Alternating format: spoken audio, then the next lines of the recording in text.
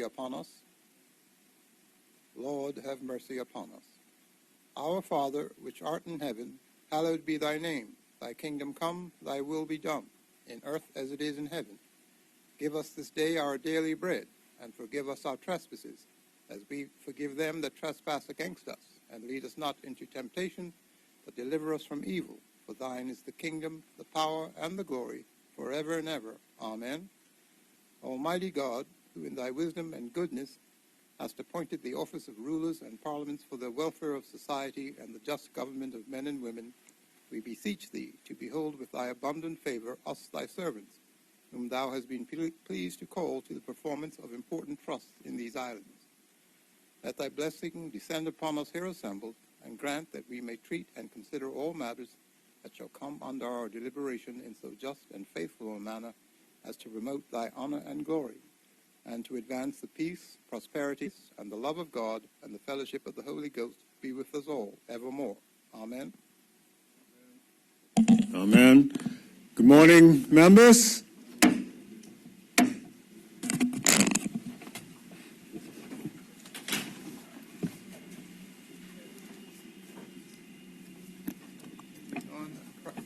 Confirmation of the minutes. Members, the minutes from the 2nd of March and also the 4th of March have been circulated. Are there any corrections or omissions that need to be addressed? There are none. The minutes will be confirmed as printed. Messages from the governor. There are none. Announcements by the speaker. Good morning, members. Today, I'd just like to announce that we have with us two pages who are sitting in with us today. We have Ms. Butler and Ms. Greaves, who are both here. I think you've seen both this morning as they've circulated around. Yes? Welcome. I trust you young ladies would enjoy your stay with us today. I'd also like to announce that Mr. Cole Simons is absent today, and we'll send his apologies. Messages from the Senate. There are none. Papers and other communications to the House. This morning on the order paper, you'll see that there are three papers to be tabled today, and the first is in the name of the Minister of Finance. Minister? Good morning, Mr. Speaker. Good morning. Mr. Speaker, with the Governor's recommendation and in accordance with Section 36(3) of the Bermuda Constitution, I have the honor to attach and submit for the consideration of the Honorable House of Assembly the Government Fees Amendment Regulations 2020, proposed to be made by the Minister of Finance in exercise of the power conferred by Section 2 of the Government Fees Act of 1965. And Minister, I believe the second is also in your name. Mr. Speaker, I have the honor to attach. Statement is in the name of the Minister of Health. Minister Wilson. Thank you. Good morning, Mr. Speaker. Mr. Speaker, I have the honor to attach and submit for the information of the Honorable House of Assembly the Bermuda Hospitals Board annual reports for 2014-2015. Thank you. Minister.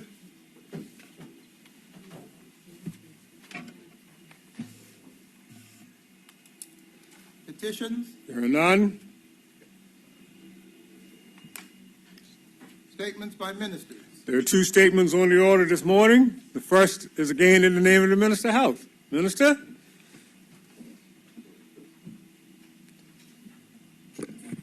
Thank you, Mr. Speaker.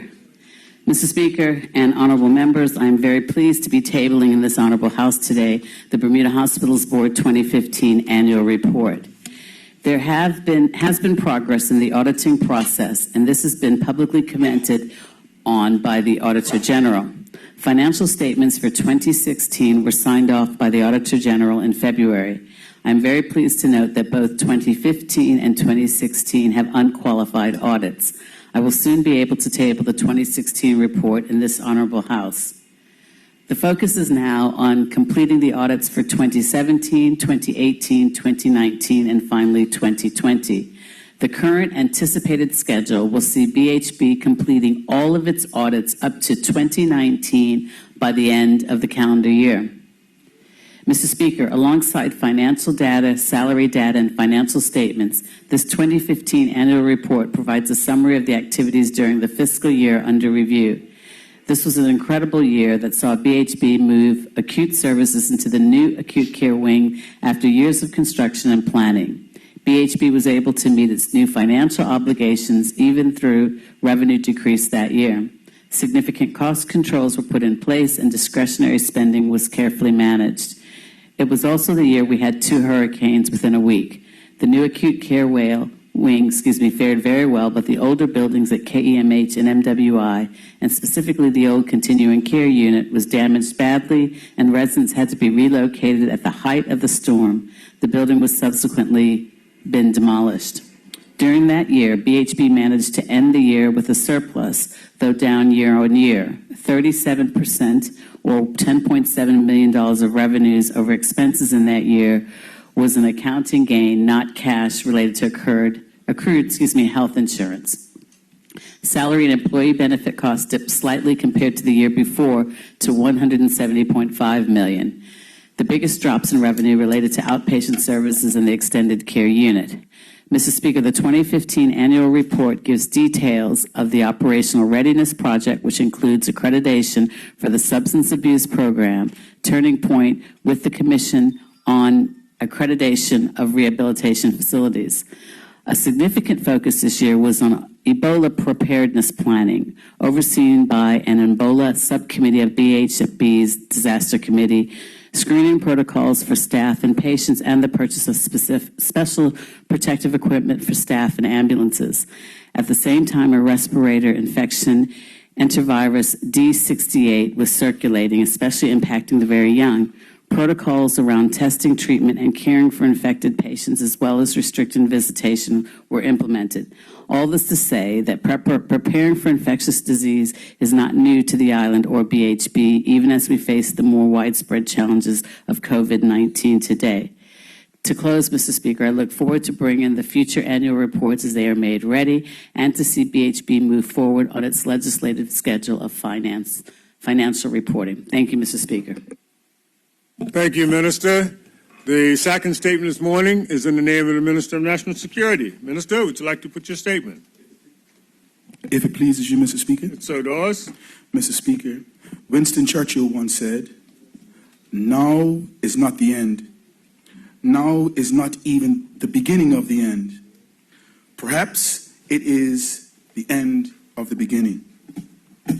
These words were spoken after a great victory, which marked the turning point after the British World War II.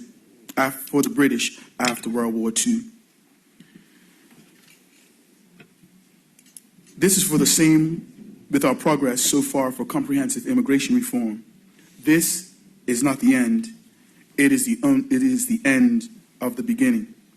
For we have much work to do with reform. Progress in immigration reform requires time, resources, collaboration with stakeholders, and strong leadership on the issue. Mr. Speaker, with that being said, I rise here today to announce to this Honorable House that I am tabling the Bermuda Immigration and Protecting Amendment Act 2020, a bill best referred to as the Repatriation and Mixed Status Family Bill. Mr. Speaker, this morning I would outline the phases of comprehensive immigration reform, the problems addressed by this bill, and the collaborative approach used. Last year we said that comprehensive immigration reform must be done in phases. We cannot fix everything at once. We outlined 4 distinct phases of immigration reform. Phase 1. Phase 1 addresses operational backlogs in the Department of Immigration, including work permit processing, and has resulted in us closely monitoring this area to ensure we have no slippage moving forward. Phase 2 involves improving processes and procedures within all sections of the department, removing bottlenecks, eliminating waste, and improving efficiency. We seek to improve efficiencies and decision-making and having more consistent outcomes, improving turnaround times. For this phase, we partnered with the private sector through the Association of Bermuda Companies, ABIC, the Association of Bermuda Insurers and Reinsurance, ABIR, and the Fund or the Lean Process Improvement with the assistance of KPMG Bermuda. For this partnership, we are especially thankful. Phase 3 involves policy and the legislative reforms, and again, we partnered with the private sectors with the private sector and with KPMG to augment the internal government team, in addition with working collaboratively with other government ministries on legislative amendments. This is the area most often referred to as immigration reform. However, it represents only one phase of the wider reform. Mr. Speaker, we did not discard the existing Bermuda Immigration and Protecting Act of 1956 in the attempt to introduce a brand new act. We believe that the approach we would use would be divisive and inconsistent with the government's pledge to execute immigration reform in a collaborative and a bipartisan way. A new act would have no case law behind it would lead to legal uncertainty. We have not rushed or taken our responsibility lightly. We have proceeded cautiously, fully considering the racially charged history of immigration in this country and the fact that this is an emotive issue. Mr. Speaker, the full scope of policy and legislative changes required under Phase 3 is broad, and it includes permanent residency certificates, Bermuda status, belongers, job makers, and mixed status. Phase 4 would include the implementation phase, which includes an IT update systems, training of staff, and examination of the organizational structure in light of the procedural and legislative changes. This phase also includes the implementation of a new border management system scheduled to go live in the summer of 2020. This new system will allow the Department of Immigration to better perform its role in protecting our borders, and it is a critical dependency on the new airport, which is scheduled to open with the use of e-gates.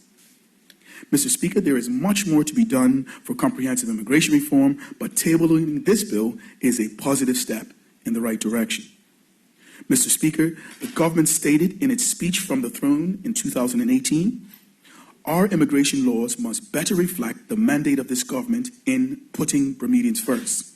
This means that a balance must be struck between legitimate expectations of Bermudians in their own land and the legitimate labor needs of businesses. Historically, that balance has not been struck, and throughout our history, immigration has been used to achieve aims that had nothing to do with economic growth. That historical legacy has tainted the issue for many Bermudians. Yet, we must have a mature debate on reforming and progressing immigration in a manner that works best for a better and fairer Bermuda. During this session, the legislature will be invited to consider bills that simplify issues surrounding Bermuda status, the status of PRC holders, and Bermudian status for mixed status families. Mr. Speaker, page 20 of the Progressive Labour Party's election platform 2017, the following words were articulated. Throughout the history, immigration laws and policies have been mired in the combustible mix of race, politics, and class. They have divided our community, created distinct benefits for some, and resulted in the marginalization of others. We can never forget the historic protest in March 2016, when the OBA tried to blanket force status grants on Bermudians without consultation. Your next PLP government will complete comprehensive, bipartisan immigration reform to ensure that the rights of Bermudians are advanced and protected while recognizing the need to grow our economy with fair and balanced work permits and residential policies. Our reform will ensure that Bermudians will continue to be the first employer, abuse is minimized, and that the land in Bermuda will be protected for Bermudians. Mr. Speaker, in tabling this bill today, we are taking steps to fulfill the promises that the government made to the people of Bermuda.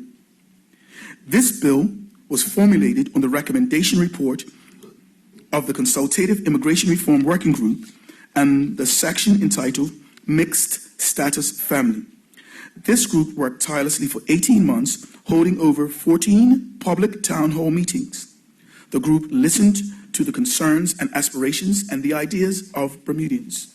The group worked in a bipartisan fashion, and every member of the group signed off on every word of the report. The report is now commonly referred to as the Medeiros Report. and truly represents the thoughts and feelings of the people of this country. The chairman, Mr. William Medeiros, should be commended for his leadership and guidance to the group. Under the leadership of the late Walton Brown JPMP, the Bipartisan Parliamentary Committee on Immigration Reform was then created further to advance the work.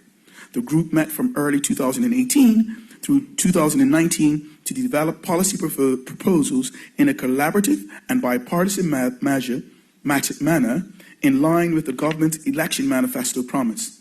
The members of the bipartisan committee include members of Parliament Renee Ming, JPMP, Mrs. Renee Ming, JPMP, Mr. Christopher Famous, JPMP, Miss Leah Scott, JPMP, and Mr. Benjamin Smith, JPMP. These members have diligently and fastidiously met and should be thanked for their contributions to the bill that will be presented today. Mr. Speaker, in addressing the issues of repatriation and mixed status families, several key principles were used to guide the development of this bill. The principles were that the immigration policy should, number one, should not negatively impact Bermudians. 2, that it should be fair. 3, that it should address the problems in a sustainable way. 4, that it should not lead to the separation of families. And 5, that it should ensure that Bermudians have a place of primacy in their own homeland. Mr. Speaker, the overview and the solution of the problem. The definition of a mixed family is as follows. A family where one or more than the parents has Bermuda status or holds a permanent residency certificate, but their son, daughter, or spouse does not have either Bermuda status or hold a permanent residence certificate. The problem is that repatriation and mixed status families bills, the problem is this. The repatriation and mixed status family bills addresses 1, Bermudians experience great difficulty for their loved ones who are born overseas to obtain Bermuda status, and 2, the common immigration law is unfair for Bermudian families because it creates different rights between family members, with some family members having no rights in the country of their birth. The repatriation issue. Mr. Speaker, we address the situation for Bermudians who have children born overseas, the administrative burden that the paperwork in 2 ways, both moving forward prospectively and going back in time retrospectively.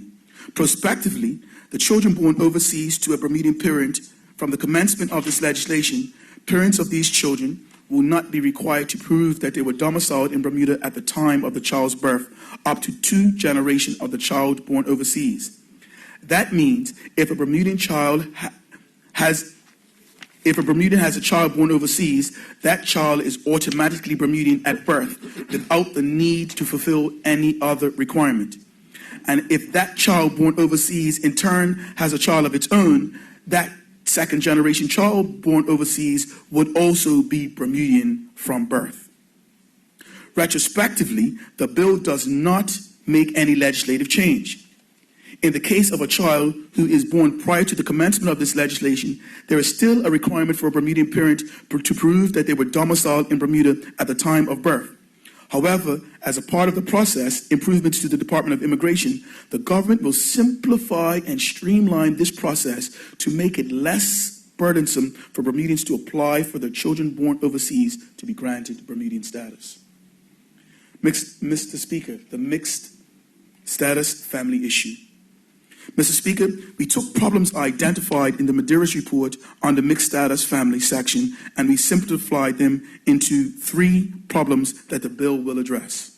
Problem 1, it addresses the issues of 2 siblings that were both born from the same parents in Bermuda, but on different dates, with one child having acquired Bermuda status and the others having no regularized position under Bermuda immigration laws.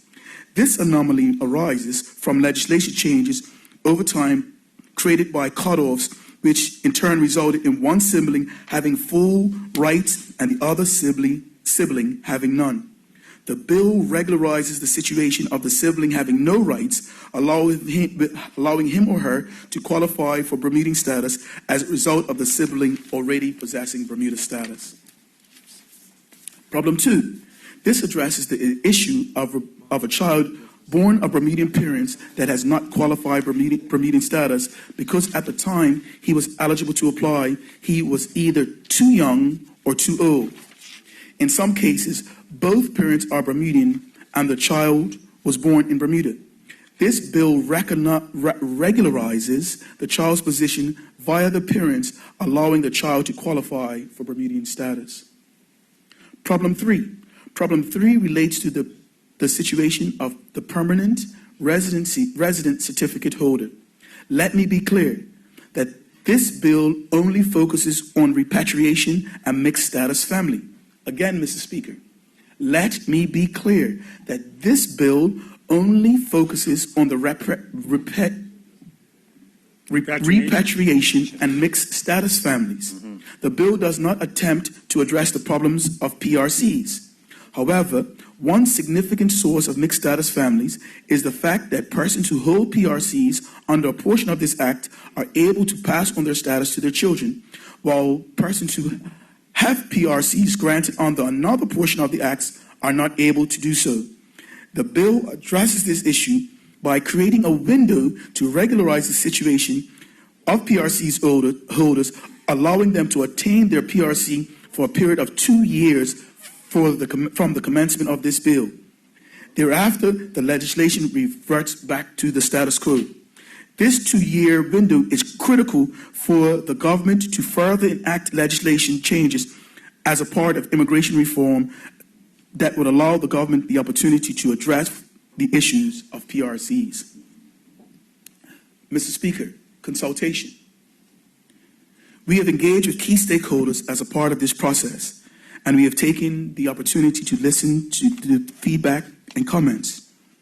There is much fear and angst and frustration at the current state of immigration in this country.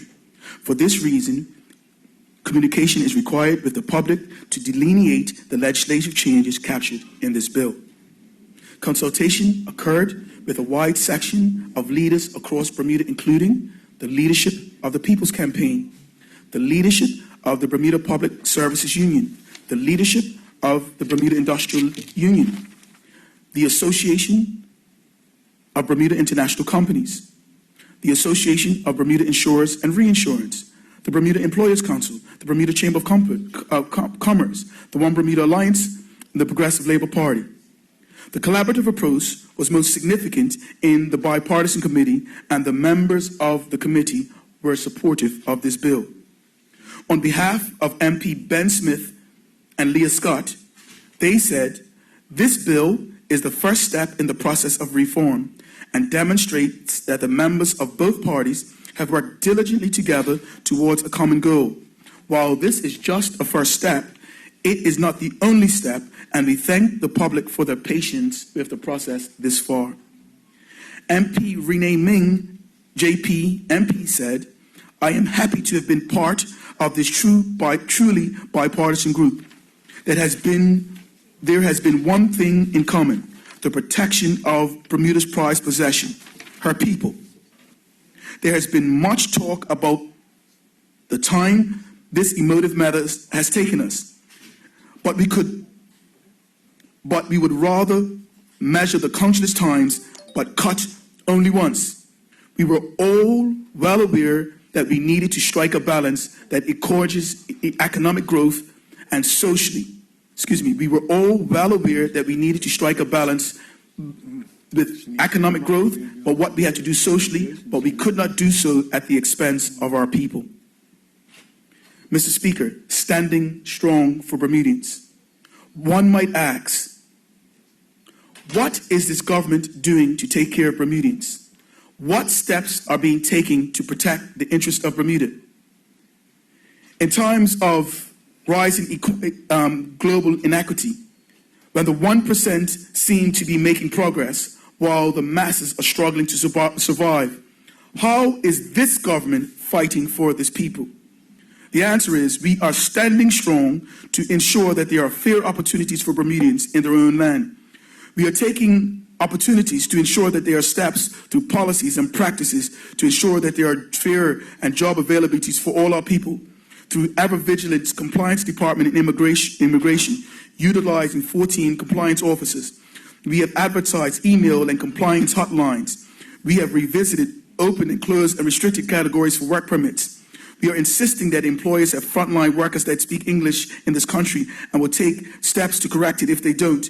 We are reviewing work permit policies and will make sure it is more fair and equitable. We are requiring employers to have a robust training and development programs for Bermudians to make sure that they get opportunities for advancement. Mr. Speaker, there are myths that have been propagated that need to be directly addressed in tabling this bill today. This bill is not the totality of immigration reform. It is only the beginning. This bill addresses repatriation and mixed status family only. Further reform will be required to address other issues such as PRCs, Bermuda status, and belongers. The sentiment of this bill does nothing for Bermudians is blatantly untrue and must be rejected. There are many black Bermudians who are caught up in the law as it stands and who applaud Bermudians but are unable to claim Bermudian status as the law does not allow it. The idea that the problems addressed in this bill does not help Bermudians is simply false. The fear that this bill or any type of economic and any type of immigration reform will result in a simple giveaway of Bermuda status and a loss of land and a place of primacy for Bermuda in their own country is a fear that must be confronted and debunked. Mr. Speaker, immigration reform is about preserving the birthright of Bermudian parents for their children. It is also about keeping families together. We cannot forget that historically immigration policies have been abused, and we have a responsibility to move forward cautiously. We must move forward with comprehensive immigration reform. We must boldly lead the way forward. We must listen, we must learn, and we must work together on the issue for the benefit of all of Bermuda. Thank you, Mr. Speaker. Thank you, Minister. There are no further statements this morning, so we'll move on. Reports of committees. There are none. Question period. Question period. This morning, we have the two statements that were delivered this morning, and we have members who have indicated they'd like to ask questions of the Minister of Immigration. And the first member is Member Hayward. Would you like to put your question? Good morning, Mr. Speaker. Good morning. This question is put to the Minister. Why did the ministers decide to do an amendment and not just produce a whole new bill? Minister?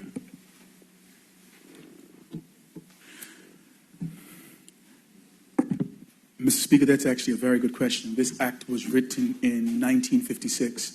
There are so many parts to this legislation. We felt that it was very important for us to ensure that we dealt with this in a way that we were able to consult with a whole new act. We believe that we can look at this, but with some amendments.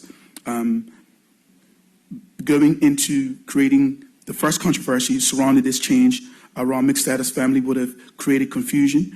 To attempt to introduce a new act, though appealing on the surface, would have been a very divisive approach for the country, and the government has pledged to execute immigration reform in a collaborative and a bipartisan way. Again, introducing a new act would have led to uncharted waters legally, and without much legal precedent and case law behind it, this would have led to legal uncertainty.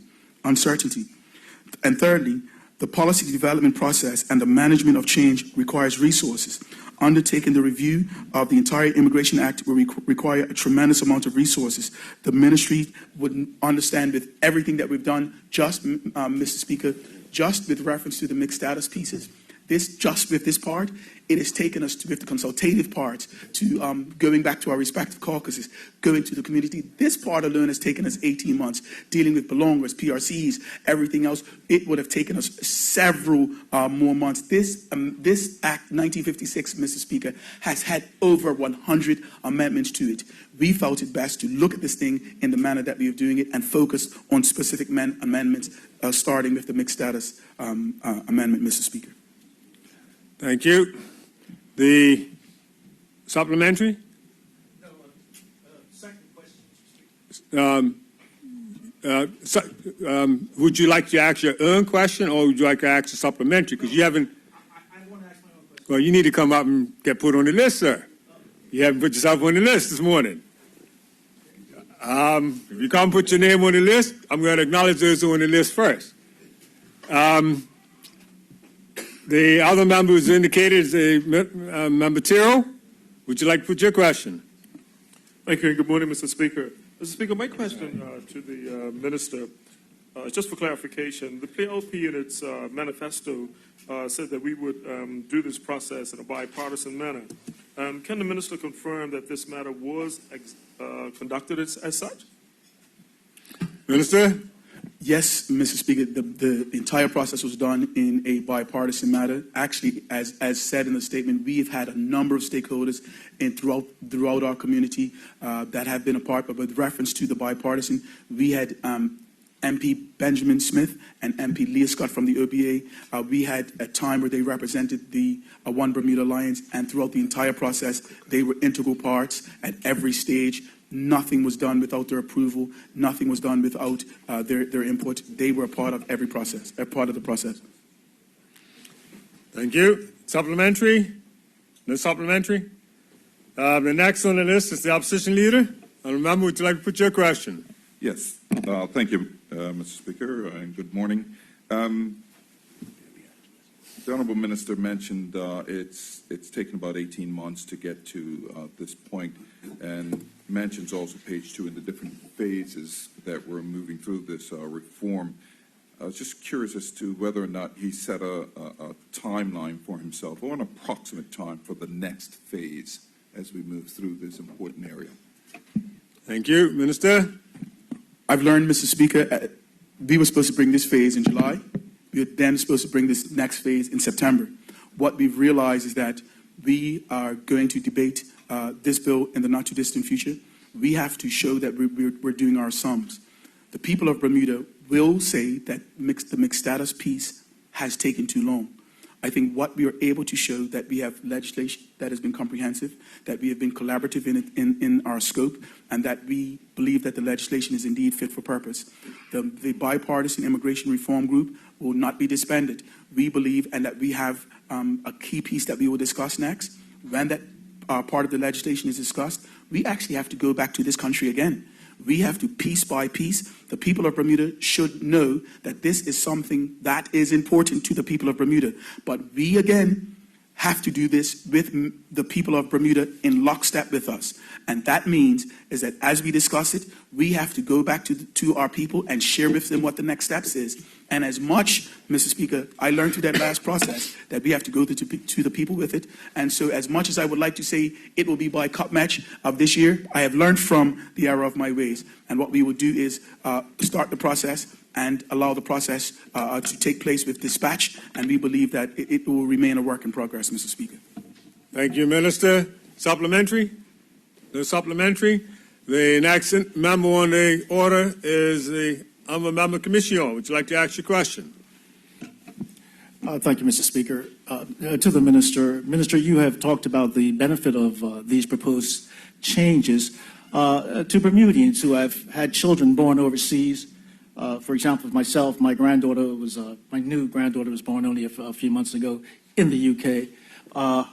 How will this allow people in that category to be able to achieve rightly their status in Bermuda without having to jump through a lot of hoops? Mr. Speaker, I think we would debate the bill in earnest at the time, but we believe this process will make it a lot easier for Bermudians who are living abroad. The purpose of this bill, there are a number of Bermudians that have had children abroad.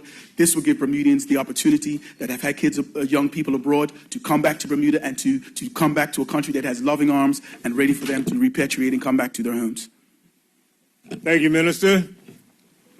Supplementary? No supplementary? The next member would like to put a question is the member Chairman. Would you like to put your question?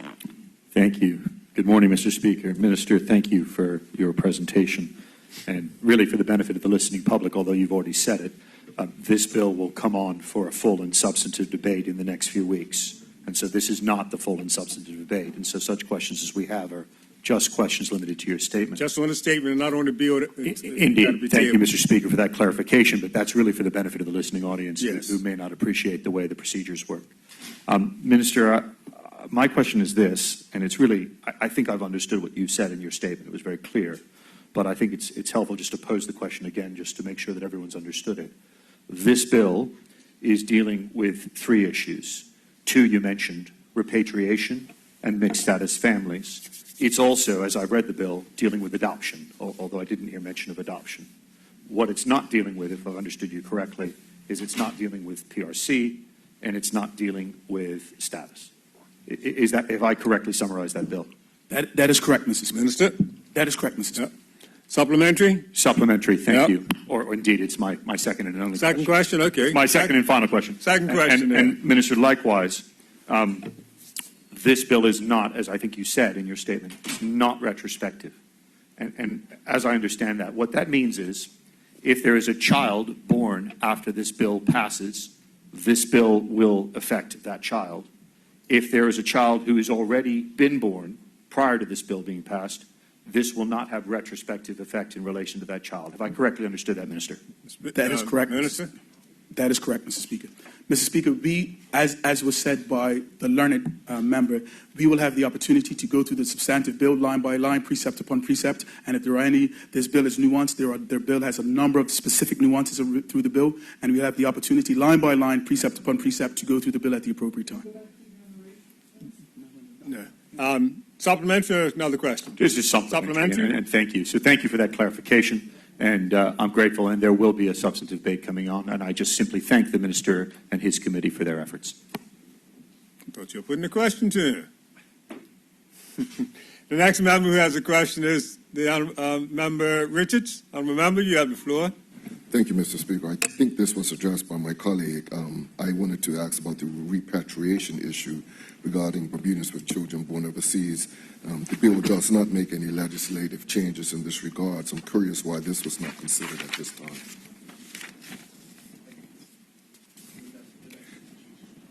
Right. If you're going to answer, you can stand to your feet.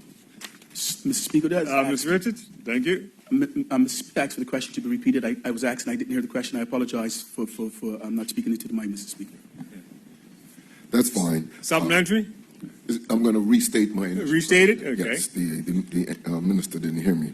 Regarding the repatriation issue, which surrounds Bermudians with children born overseas, this bill does not make any legislative change in terms of it being retroactive. I'm curious why it's not retroactive. Mr. Speaker, this is not the appropriate time. At the appropriate time, we will go into this during the debate stage, Mr. Speaker. Yeah. What it is you don't want to anticipate the debate when the debate comes. Your question should purely just be around what's written in the statement today, and expect that there will be a full debate at the appropriate time with the bill that is to be tabled to support the statement. Any further? None? That brings us to a close of the question period, and we can move on. Congratulatory and/or obituary speeches. Would any member like to rise this morning to add everybody's going up and down. Who's first?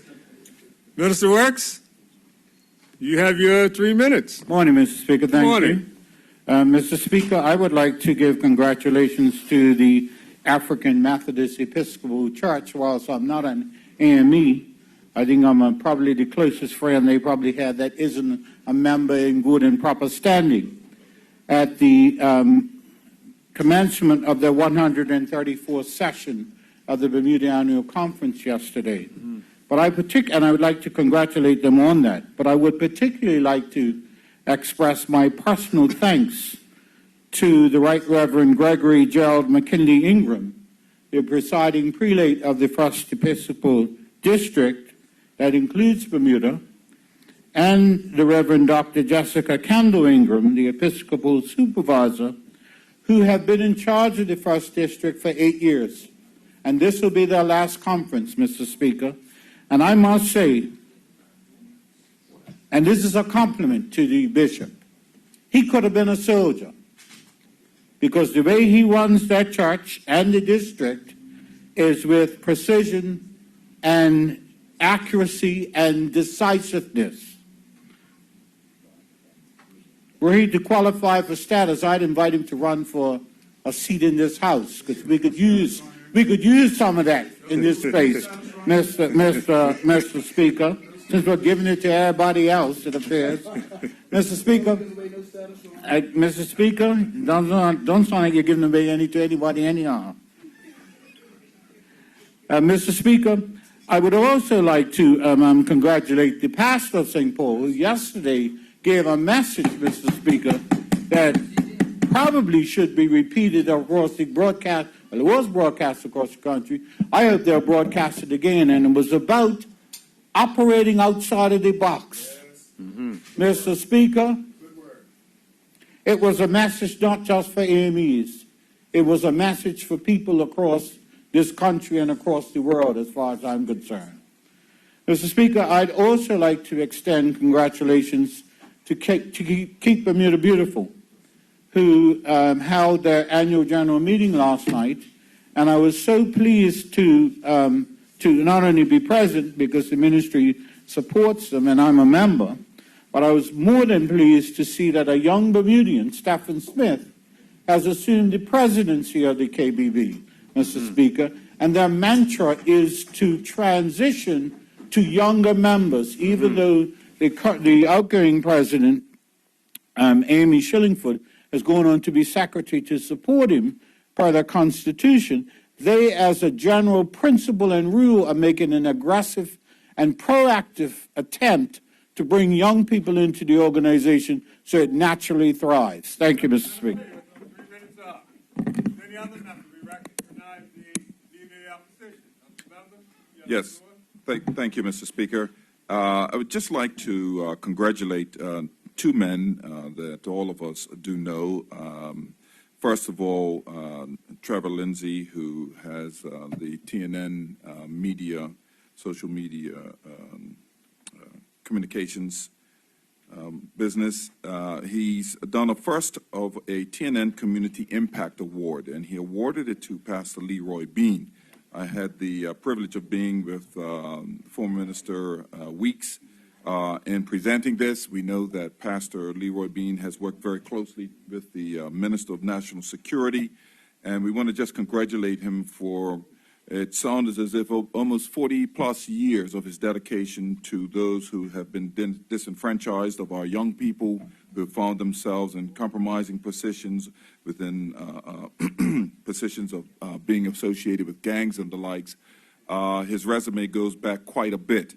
And so I just wanted to thank Trevor Lindsay for coming up with this type award, and to also congratulate Pastor Leroy Bean for him being the first recipient of this Community Impact Award and the fine work that he has been doing for Bermuda. Thank you. Thank you, Honourable Member. I now recognize the Honourable Member from Constituency 28.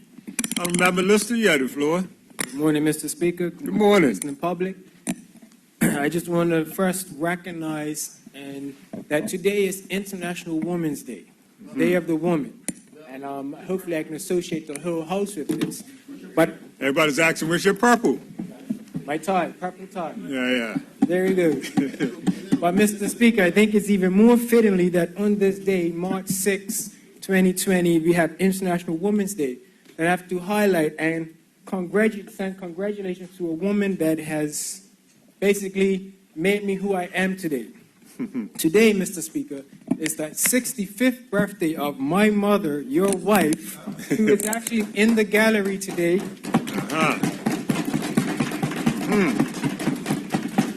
I would just like to say to my mother, happy birthday. A point of order, Mr. Speaker. The honourable member must be misleading the House. There's no way that his mama could be 65. All right. I think she was pleased to hear that part. Yeah. But I think also, Mr. Speaker, it's even fitting that as a school teacher, my whole life, I go 35, so my whole life I know my mother to be a teacher. And she has brought with her most recent students from Dalwood Middle School. So as you see in the gallery, she's brought some students to just come and to see how the Parliament operates in Bermuda. But as I said, she has a history of teaching. And so it's only fitting that she continues to keep her students aware of how Bermuda's government operates. And on this, her birthday, that she's willing to share it with her students. So, Mr. Speaker, I'd like to send congratulations. Thank you. Thank you, Honourable Member. Honourable Member Ming, I see you on your feet. You should have associated the whole House, right? Yeah. Well, I'll do mine before I close. How's that? Honourable Member Ming, you have the floor. Good morning, listening audience and Mr. Speaker. First of all, I'd like to be associated with the comments with regards to the AME annual conference. And I'd also like to congratulate organizers of International Women's Day 2020. This year's theme is actually each for equal, in the sense that if we women are empowered, you'd be surprised what we can do. And so as we continue to strive for parity with our male counterparts, it would, we each year recognize this day, but it also lets us see that we have much work to do, because that gender parity really isn't coming for us for 100 years. I may not be around to see it, Mr. Speaker, but I hope that we continue to strive for it. Mr. Speaker, I say this to you all the time, and now I have the proof of it today. 2 days ago, the St. George's Community Center was awarded the Center of the Year. Mr. Speaker, when I got that news, he said, I say this all the time in the House of Assembly about the center. I say to you all the time, I say, it's the best center. No, even Bermuda thinks it's the best center, Mr. Speaker. Okay. And in addition to that, Mr. Speaker, so that's, some rights for the next year at least. The Community Center Worker Employee of the Year was none other than Caprielle Deal, who is actually well known to me, but she's also out of the St. George's Community Center. So I just want to congratulate the workers down at the St. George's Community Center. I know them, I grew up with them. I associate the entire House with these comments, actually, Mr. Speaker. They work really hard. They put a lot of themselves into what that center is. They look for programs that span across everything from, we joke about it, but we say from 0 to 100, but they really, truly try to be actively involved and interact within our community. And I'd just like to use my time today to congratulate and thank them for all that they do. Thank you, Member. Before, Minister, are you on your feet? But before I call, no, you already spoke, Lady Minister. Before I call to acknowledge the next person, let me just acknowledge that, yes, it was mentioned that Dalwood School are with us this morning. We have present the M3s and M2, a mixture of students from Dalwood with Mrs. Lister and Mr. Bean. And I'd just like to acknowledge both the teachers this morning for the fine work that our students do. Our teachers do with our students, and to bring them here this morning to at least observe a little what goes on here on a regular basis. And with that, any other member would like to do congratulations? I recognize Honourable Member De Silva. Honourable Member, you have the floor. Yes, thank you, Mr. Speaker. Mr. Speaker, I rise this morning for the House to acknowledge the accomplishments by two people that I've been lucky to interact with over the last week and a half. You know that there was a program launched earlier, a few weeks back, Learn to Earn, trying to get our young people, and it's young people walking out the door now, but that's unfortunate. But be that as it may, we're trying to get not only our young people, but our Bermudians in the hospitality industry. And I've spoken about that several times over the past couple of months. But two young people I'd like to highlight that I've had because when they're doing this program, Mr. Speaker, they have on their shirts part of the hospitality Learn to Earn program, so they're easily identifiable. And I've been to two restaurants in the last week, and I've met two young people, Denise Dale and Kiara Lee, and they are part of this program. And they're actually, if you hadn't heard, or if those colleagues in the House who don't remember, these folks that are part of the first cohort are actually getting paid $500 a week to be trained, which is an awesome program that we have that bodes well for the future. But I'd like to highlight this young lady, Kiara Lee, in particular, because when I talked to her, Mr. Speaker, I said, look, what are your goals? What you hope to be a maitre d' one day, or a head waiter or waitress, because she's a young lady, a head waitress. And she said, listen, I'll tell you what I want to do.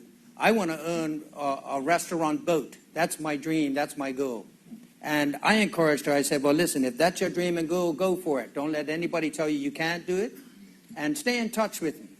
So I just thought that this program, and you've heard me say many times, Mr. Speaker, you've been to enough events, and you know that I always encourage our young people, and those that, and Pat Gordon-Pamplin's here listening, and because she attends just about all the youth parliaments we go to, and you'll know, she'll certainly know, I always encourage our young people, look, it's okay to climb the corporate ladder, but there's nothing wrong with earning it either. And this young lady, who I hadn't met before, said that she wants to earn her own restaurant boat. And I thought I would highlight that for any of even our parents that are listening. Encourage our children to go to school, get an education, but let's encourage our people to be entrepreneurs and owners of their own business. Thank you, Mr. Speaker. Thank you, Honourable Member. Now I recognize the Honourable Member Commission. Thank you, Mr. Speaker. Mr. Speaker, belatedly, I'd like to associate with the expressions of condolence offered by this House to the family of Mr. Ed Durham. Mr. Durham was actually my first club coach at PHC. We were the PHC Whites, and you had the PHC Blacks with Dale Russell and the rest. Yeah, we're talking about late 60s. Yeah. Actually, maybe around about 67, 68 when I first started. But getting back to Mr. Durham was a quintessential Bermudian gentleman. And I guess in coaching terms, you would call him a player's coach, because the way he handled us young boys and tried to convey to us the principles of the game stayed with us long after we had moved on through teenagehood and adulthood. So, with great regret to talk about him passing. Secondly, congratulations to Mr. Kenny Bascom and the North Village team, North Village Rams, on successfully winning the Premier League, and all congratulations to them. Kenny Thompson, sorry, I said, what did I say, Kenny Bascom? Yeah, no, Kenny Thompson and North Village for successfully winning the Premier League title. Thank you, Mr. Speaker. Thank you, Honourable Member. Is there any other Honourable Member? I recognize the member sitting next to you. Honourable Member Scott, you have the floor. Mr. Speaker, I don't know how I missed this, but I believe I'm associating myself with the condolences to the family of a great matriarch of Somerset, Miss Mary Gloria Simmons, the mother, and the Minister of Health, the Honourable Kim Wilson, wants to be associated, and I know why she would wish to be. She's living. I'm sure that she is her constituent. Yes, it's the minister's constituent. So, Mary Gloria Simmons, the mother of Melvin and Warren, who's deceased, Marita. The aunt of the Hortons, the former Speaker of this House, former Permanent Secretary, Mr. Robert Horton, and a former educator, Mrs. Ellen Kate Horton and June Horton. Mrs. Simmons clearly was a great matriarch of Somerset, and I offer the condolences of this House to that family. Thank you, sir. Yeah, thank you, sir. Premier? Thank you, Mr. Speaker, and good morning to you. Good morning. Mr. Speaker, I would ask that this honorable House do send condolences to the family of the late Miss Dorothy Mills, who passed earlier this week.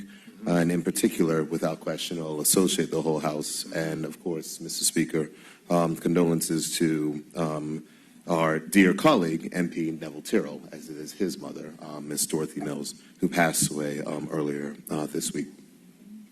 Mr. Speaker, I'd also like to associate myself with the condolences which were given previously to Miss Mary Simmons from Somerset. In addition, Mr. Speaker, I'd also like to be associated with the condolences which were given in this House on Wednesday on the passing of Mr. Glenn Simmons. I happen to know Mr. Simmons very well. Dingbat was, without question, someone who was known and loved, a fierce fighter for justice, a person of the cause, an ambassador for Bermuda. And his work with our unions, his commitment to the people of Bermuda, always went above and beyond the call of duty. For us, without question, the Progressive Labor Party, he was a life member of the PLP. He was someone who worked inside of the trenches in the Progressive Labor Party when called upon, and without question will be a miss. So I sincerely would like to associate myself with condolences to his family and to his friends, Mr. Speaker. Bermuda has lost a giant in that man, and the labor movement, without question, has lost someone who was a very staunch defender of workers' rights and the rights of Bermudians inside of this country. Mr. Speaker, in another note, I'd like to extend congratulations, and I'd like to congratulate the 6 students of the Barclay Institute who participated in the Virtual Enterprise International Program in New York to promote their leisure in the Triangle business. I was impressed with the creativity and innovation of these bright students who promoted Bermuda-inspired merchandise, and congratulate them on bringing home silver awards for the best website and HR manual and a gold award for best booth design. It is exciting to see our young people working on their own business ventures and getting international exposure at the virtual business trade show. So I would like to send my thanks and congratulations, of course, to the parents and teachers who assisted these talented students, and I certainly wish all of those 6 students success. Finally, in closing, Mr. Speaker, I would like to be associated with the remarks given by the member for constituency number 21 of congratulations to the North Village Community Club Rams for their first premier title in 9 years, and extend the congratulations to Coach Kenny Thompson as well as Assistant Randy Beaton. Thank you. Thank you, Premier. Any other member? We recognize the honorable member Famous. Honorable member, you have the floor. Good morning, Mr. Speaker, and good morning, Bermuda. Mr. Speaker, first off, I want to say condolences to the family of Ms. Marie Pacheco of Devonshire. Moving on, Mr. Speaker, I would like to join in the condolences to the Tyrrell and Mills family for a lady who I rightfully should be calling Aunt, Dorothy Mills. What the Premier did not speak about was that she was a proud St. George's supporter. So proud that she made 95 runs, almost a century. What he didn't say as well was she was a proud porn dog. More importantly, as importantly, Mr. Speaker, what wasn't said and what will be said right now is that she was a mother of 3 sons and 1 daughter. One son, I would say, was a dedicated son, so dedicated that none of his constituents could find him on a Tuesday. And one might ask, why was that? Because every Tuesday, without fail, her son went to take care of his mother, spend time with his mother. And that's a lesson for all of us in this house and all of us in this community, that as we have parents that are aging, might not be able to take a whole day because not all of us are retired and living that life. But take time to spend with your parents, because not all of our parents are going to reach 95 runs. Not all are going to reach 90. Whatever time our parents are going to reach, let's take time to spend with them, whether it be parents, aunts, uncles, godparents, because they have invaluable life lessons to teach us. So on behalf of the famous Brown family, I want to give condolences to my big brother, cousin, Neville Terrell. Thank you, Mr. Speaker. Thank you, Honourable Member. Does any other Honourable Member wish to speak? I recognize the Honourable Member from St. George's. Honourable Member Swan. Yes, good morning, Mr. Speaker. Mr. Speaker, I'd like to be associated with the Honourable Member from constituency number 28, who sent congratulations out to his mother, Ms. Miranda Lister, a lady that you know very well, and congratulate her on attaining that milestone, and thank her for the years of service with the young people of Bermuda, especially those through Youth Parliament, of which she has piloted many young people through Youth Parliament and gave mentorship in that regard. Associate with the condolences to the Terrell, Brother Terrell, Neville Terrell's family on the passing of his mother. And may he be comforted by the many good memories that he has and all the good work that she has done. And also be associated with the condolences that were offered, formally associate myself with the condolences that were offered to my dear friend Glenn Simmons. Growing up in Death Valley, White Hill community, it was Joe Simmons. Joe Simmons, through the connection of the country, growing up in the Portuguese and black community, growing up together, playing all types of sports together, and around the farms and the like. And it's through golf that Glenn was able to show some true talents. Lived in the shadow of a great brother, Richard Dirt Simmons, in football. He was a gritty footballer, Glenn, but you know, when you got Dirt Simmons as your brother, it's hard act to follow, hard act to follow. But when Glenn took up golf, my Uncle Herman always used to tell me the best hands in golf. Most powerful, one of the most powerful golfers I had ever seen, pound for pound. Hit a 5-iron as far as most people could hit a driver. When Evan the Big Cat Williams came here, Tiny Glenn would walk up to him and look up to him and puff up his chest. I can handle you. That's the type of character he was. But I want to thank the Bermuda Industrial Union and his union family because Glenn's talents were recognized in trade unionism, and he was polished and developed. And, you know, he made us all very proud to see him standing shoulder to shoulder with the leadership and being vice president of the Bermuda Industrial Union. When you come from White Hill in that community, and to see Glenn holding his own in that stature, it made us all very proud. We're very sad. You know, I know his family. I grew up in and out of his house. Diane, his sister, Donna, and the Hill family there, and his father, his late father and mother. Yeah, that Whale Bay family stretching all the way to Somerset and across the island. Yeah, we're very, very sad. Thank you, Honourable Member. Is there any other Honourable Member? We recognize Honourable Member Gordon Pentland. You have the floor. Thank you, Mr. Speaker. Mr. Speaker, as I join in the condolences that have been offered to our honourable colleague Neville Terrell, and obviously we didn't each get to speak on the previous week in terms of our condolences to honourable colleague Commission, I note, Mr. Speaker, that there's got to be one of two theories. Either we're getting much older or we're stressing our parents to death. I can't quite figure out which it is, because we have actually had the opportunity here to acknowledge and to commiserate with our colleagues on many occasions since I've been in this House on the death of a parent. So I certainly know Mrs. Honourable Member Terrell and I go back from Central School days, so probably the better part of 60 of home that we were experiencing as children of the neighborhood, because he lived not too far from me. So I certainly offer my condolences, or join in with the condolences that have been offered to my honourable colleague. Let me also ask, Mr. Speaker, that I send condolences to the family of Joy Agas Smith.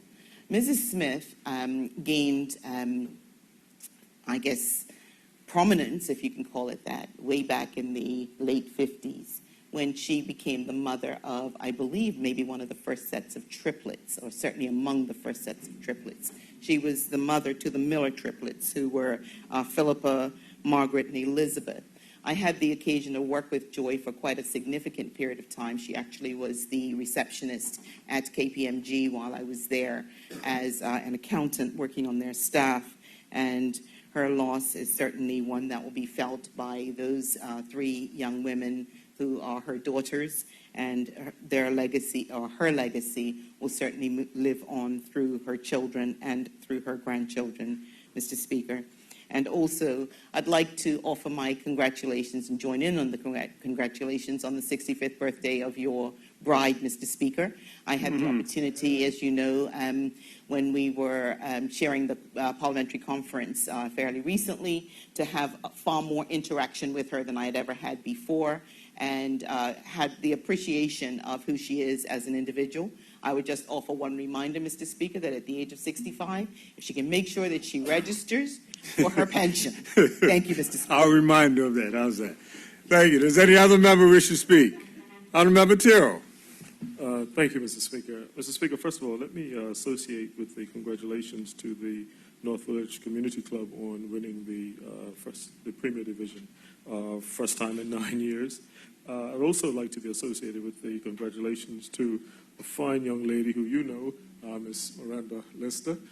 Her and I have had connections through party connections. I always felt that she was one elegant lady. That's how I would describe her.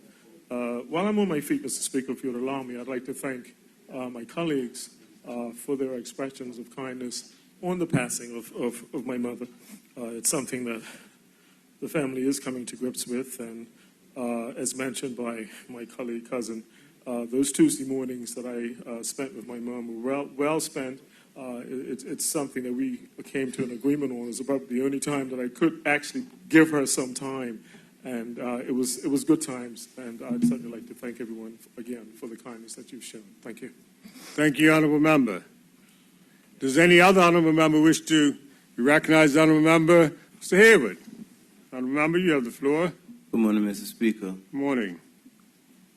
I'd like to accept the congratulations on behalf of the North Village Community Club.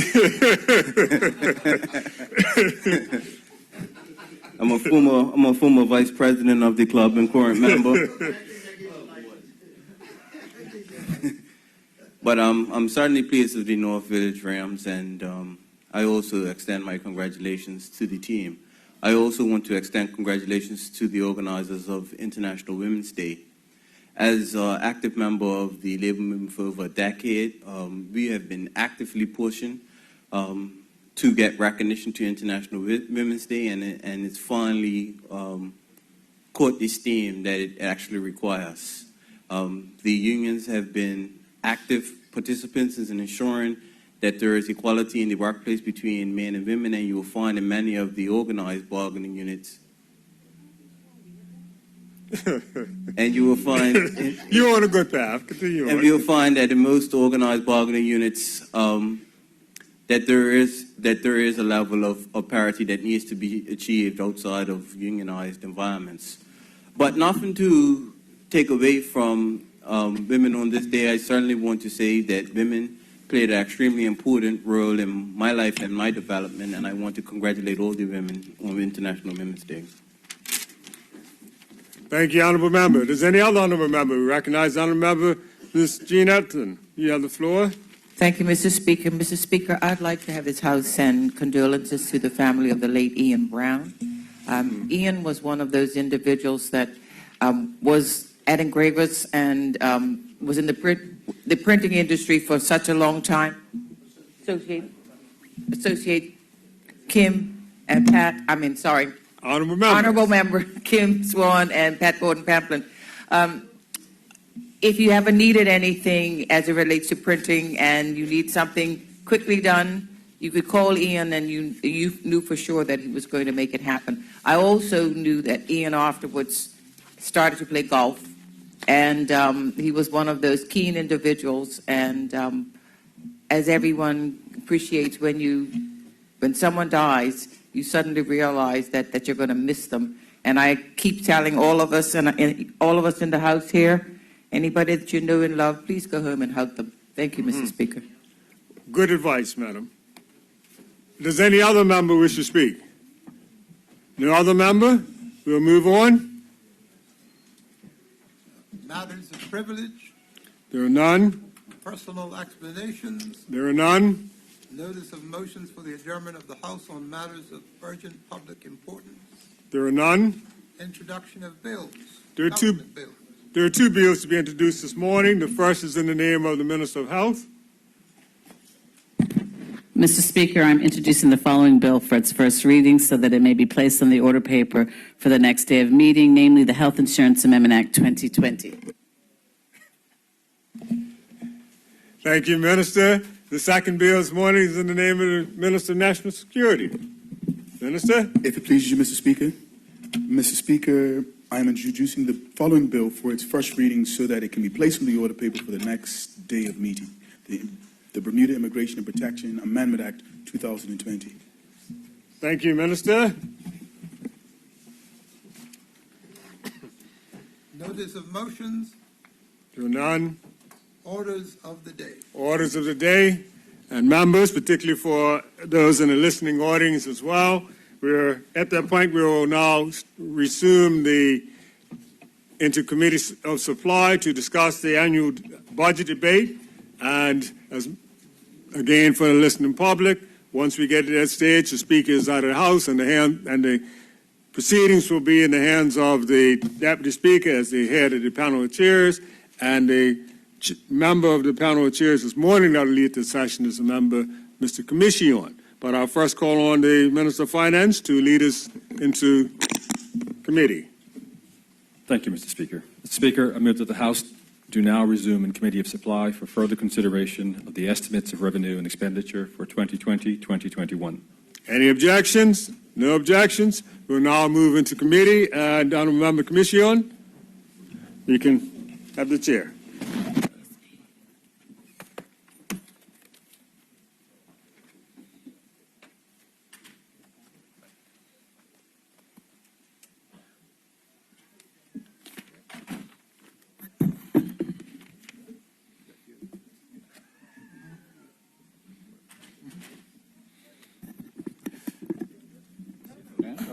Good morning, members.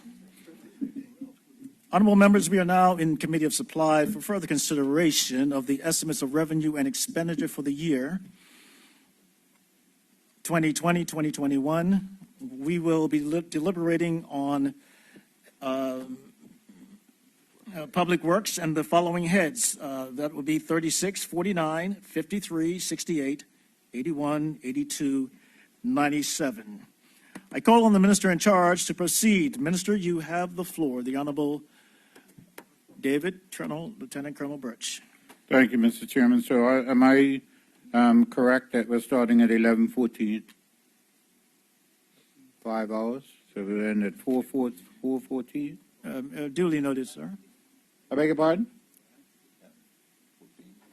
11:14. No. Okay. 11:14. There you are. Duly Actually, noted. lunch. Yeah, I don't plan on going all the way through. I think we need sustenance. Mr. Chairman, I move the following heads: 36, the Ministry of Public Works Headquarters; 49, Land Valuation; 53, Bermuda Housing Corporation; 68, the Department of Parks; 81, the Department of Public Lands and Buildings; 82, the Department of Works and Engineering; and 97, the Department of Land, Title, and Registration be now taken under consideration. You may proceed. Mr. Chairman, the Ministry of Public Works is responsible for maintaining Bermuda's critical assets and infrastructure. In fact, Public Works is the lead agent in delivering the infrastructure requirements upon which so many of the services provided to this island depend.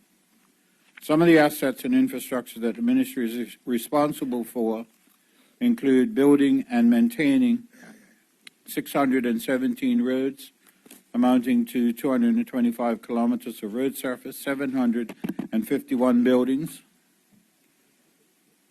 That probably should be reduced to 749 since we knocked down 2 last week. Mr. Speaker, 85 public docks,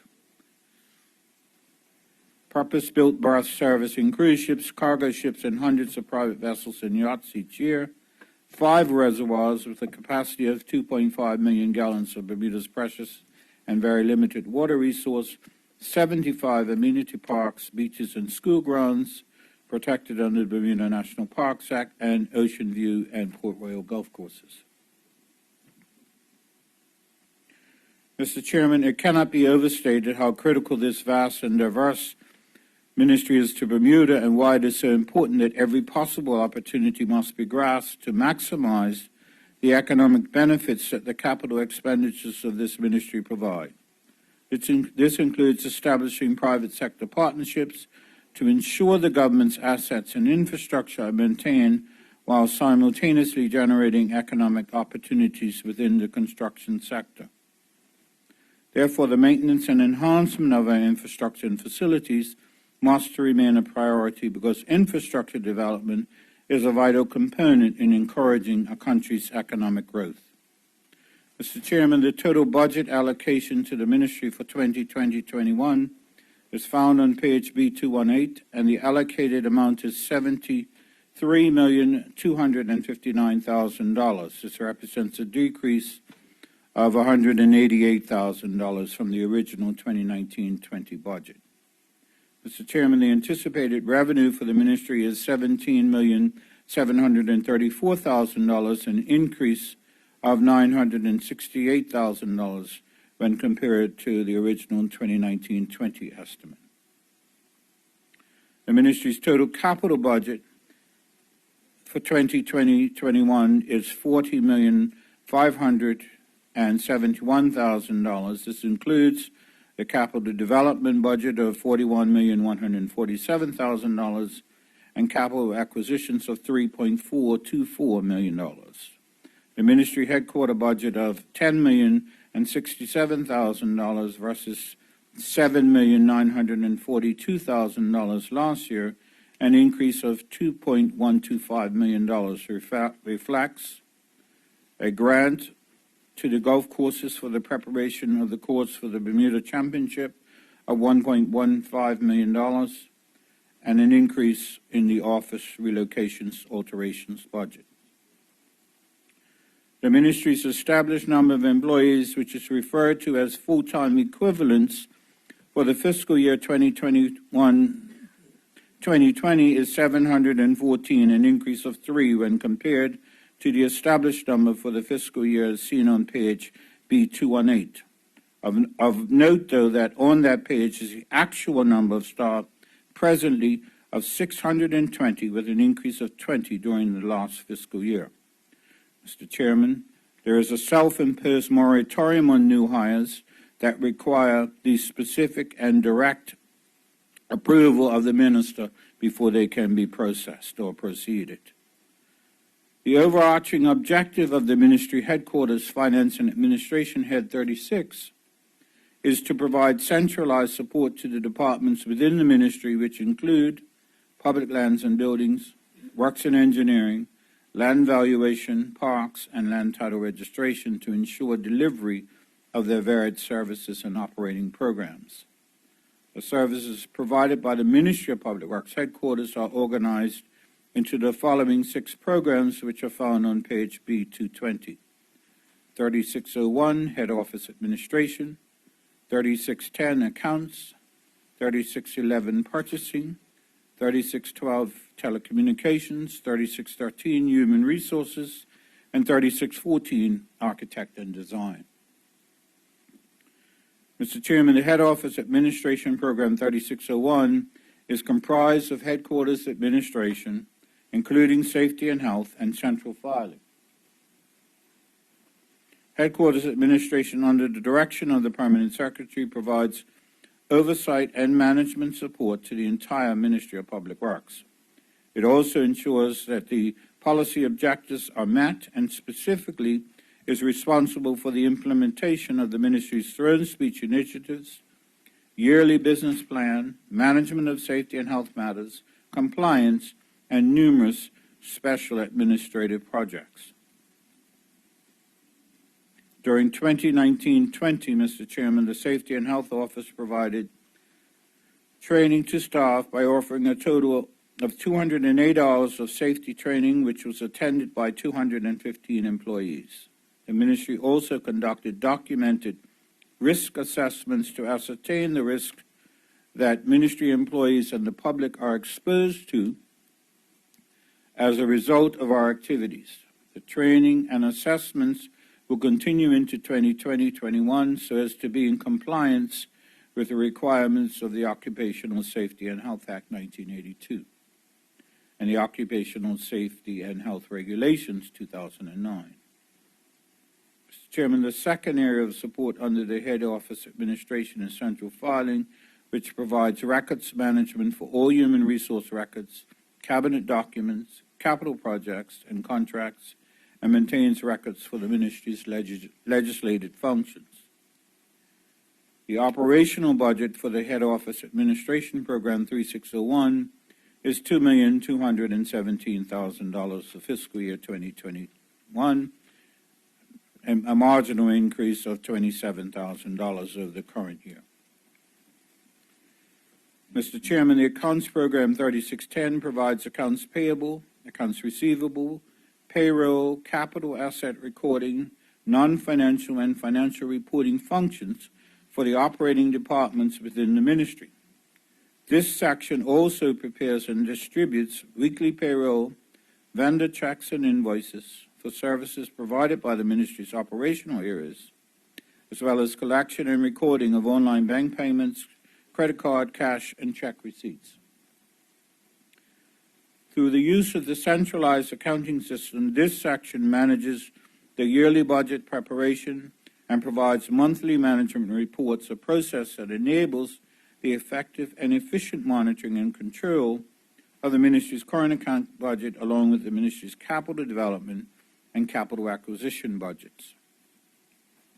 Mr. Chairman, the account sections focus for the fiscal year 2020-21 will continue to be on improving the debt collection for the ministry and working with the Accountant General on improving processes involving the E1 system. This includes payroll process, debt collection, vendor payments, and general reporting. The operational budget for the Accounts Program 3610 is an amount of $1,146,000 for fiscal year 2020-21, a decrease of $18,000. Mr. Chairman, the Purchasing Program 3611 provides centralized purchasing support, inventory management, warehousing, and disposal functions to the other departments and programs within the ministry and to other external departments from time to time. The purchasing section's focus for the fiscal year 2020-21 will be on relocating to a centralized facility, creating supply chain-related policies, procedures, and end-user instructions for the ministry, establishing supply contracts through competitive bidding, and working with the Accountant General to maximize use of section-specific functions and capabilities of the E1 system, with a specific focus on inventory control, contract pricing, and key performance indicators reporting. Mr. Chairman, the Purchasing Program 3611 operational budget is $1,417,000 for 2020-21, an increase of $48,000. Mr. Chairman, the Telecommunications Program 3612 provides a suite of services such as replacement of telephones and related equipment and management of mobile service contracts for the ministry. The program also provides advice to department heads regarding call flows, resulting in greater efficiencies and managing the implementation of new technologies to maximize cost savings. The government owns and operates a portfolio of 7 telecommunication tower sites across the island, and the towers are located at Somerset Police Station, Alton Hill in Southampton, Warwick Camp, Comops in Prospect, the Quarry, and Fort George. Historically, the telecommunication tower facilities have been managed by the Bermuda Police Service, as they were primarily installed to support their operational telecommunication requirements. In support of this use, the Department of Public Lands and Buildings assisted the BPS in managing the letting inquiries from third-party telecom operators seeking to locate their own telecommunication equipment on the government's tower portfolio. The department also managed any lease arrangements for third-party operators who have approached government to use their buildings or land for their own telecommunication installations. In April 2017, the ministry assumed the responsibility of the towers and commissioned structural surveys for each tower to establish their current condition, and also conducted surveys of each equipment cabin, air conditioning, and generator set. The structural surveys highlighted a lack of regular maintenance of the telecom towers themselves, which has resulted in every tower displaying various stages of corrosion. As these sites and infrastructure are critical to operations and are of national importance, we have implemented a maintenance program and continue to carry out remediation works during this budget year for the issues identified. We will continue with proper planned maintenance schedules and make necessary adjustments to minimize the risk of failure in the future. This year, a backup generator has been commissioned at the quarry. New air conditioning units have been installed at Fort George, Prospect, Warwick Camp, and Alton Hill. We have received cabinet approval for the replacement of the tower at Prospect, and will next seek approval for the replacement of the Fort George Communications Building. These two locations are in the worst state and require replacement. Mr. Chairman, the Telecommunications Program 3612 has been allocated an operational budget of $749,000, a decrease of $89,000 as a result of the implementation of the new government radio network. Mr. Chairman, the Human Resource Program 3613 provides recruitment, employee relations and training, and development services to the various departments and staff within the ministry. The role of the Human Resources team is to liaise and partner with the Department of Human Resources to provide human resources advice and guidance, as well as provide administrative support throughout the ministry. In 2019-20, the Human Resources section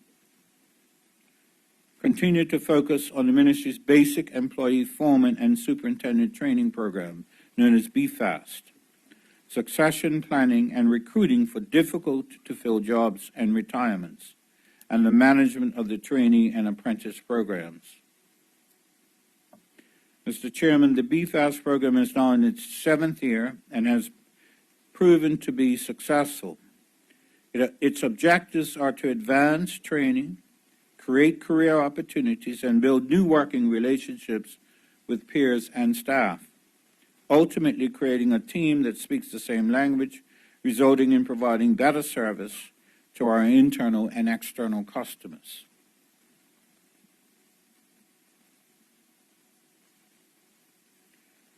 Mr. Chairman, in 2019, we also focused for BFAST, we also focused on computer introduction, Microsoft Excel, Word, and PowerPoint with the Information Digital Technology Department, and partnered with the Bermuda Industrial Union to coordinate the workshop on understanding the collective bargaining agreement.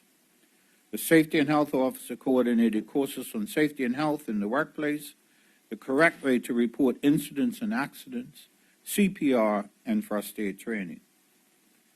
Mr. Chairman, in 2019-20, we focused on internal training, including Human Resources Quick Guide, orientation for new employees, lunch and learns, and informational sessions with Employee Assistance Program, the Bermuda Industrial Union, the Bermuda Public Services Union, and various health organizations for our employees. In 2020-21, the ministry will continue to partner with the BIU, the BPSU, and employee assistance to coordinate workshops. The ministry's safety and health officer will also coordinate courses on safety and health in the workplace, emphasizing hazard identification and control. In addition, ongoing emergency response training such as fire marshal and CPR first aid training and will continue into 2020-21. Mr. Chairman, it is a fact that our workforce is aging. Therefore, our ministry will continue to focus on succession planning to ensure we have sufficient employees trained and prepared to fill core and difficult to fill critical positions in the future. The Ministry of Public Works also has in place a trainee program in which 4 trainees are currently enrolled. This program focuses on training Bermudians for professional positions that are difficult to fill. Ricardo Graham Ward, a former bursary student, is in training as a civil engineer and joined us as a graduate member of the Institute of Civil Engineers and the Institute of Structural Engineers in the UK. He is currently assigned to the structure section and completed his overseas secondment program with Ramboll UK, an engineering company located in the UK that has been contracted by the ministry for the design and engineering work for the new Swing and Longboard bridges. Jamar Deal is in training as an electrical engineer and joined us as a graduate member of the Institute of Civil Engineers and the Institute of Structural Engineers in the UK. He is currently assigned to the electrical section and completed an overseas secondment program with Aecon in Canada in 2019. Zico Johnstone is in training as a mechanical engineer and joined us as a graduate member of the Institute. He is currently assigned to the electrical section and also completed an overseas seconded program with Aecon in Canada in 2019. Both of these individuals are a considerable way down the road to acquiring their professional designations, and those secondments will aid in that process. Andisha Busby is in training as a valuer and joined us as a graduate member of the Royal Institute of Chartered Surveyors. She graduated last year with a bachelor's degree in real estate and is assigned to the Land Valuation Department. She is currently on a 2-year secondment program in the Southampton, UK Valuation Office. Andesha, A-N-D-E-S-H-A, Busby. Mr. Chairman, the ministry currently has 3 apprentices. Justin Simons, an apprentice mechanic currently working in the heavy shop repairing and maintaining gas and diesel engine construction equipment and machinery. He is a graduate of Universal Technical Institute. Malik Lynch is currently employed in the light shop where they repair and maintain all government cars and vans. He is a graduate of the Bermuda College's mechanical program. And Dorica Saunders is employed in the light shop as well, where they repair and maintain all government cars and vans. She is in her 2nd year of Bermuda College's mechanical program. Mr. Chairman, in addition, the ministry also plays a part in the government-wide bursary scheme, and we currently have 2 bursary students, one in the structural engineering section, Tabia Butterfield, who is presently studying for a master's degree in civil engineering at Cardiff University, and the other in public lands and building section, Kirby Richardson, who is presently studying for a bachelor's degree in building construction management at Purdue University. The ministry is in need of bursary students in the areas of estates and buildings, surveying and quantity surveyors for the 2020-21 year. Mr. Chairman, the Human Resource Team continued its successful partnership with CARE Learning Center that prepares a number of the public works staff for the General Education Diploma, GED. To date, 15 ministry workers have gained their GED diplomas, and 3 employees in 2019-20 are pursuing the qualification.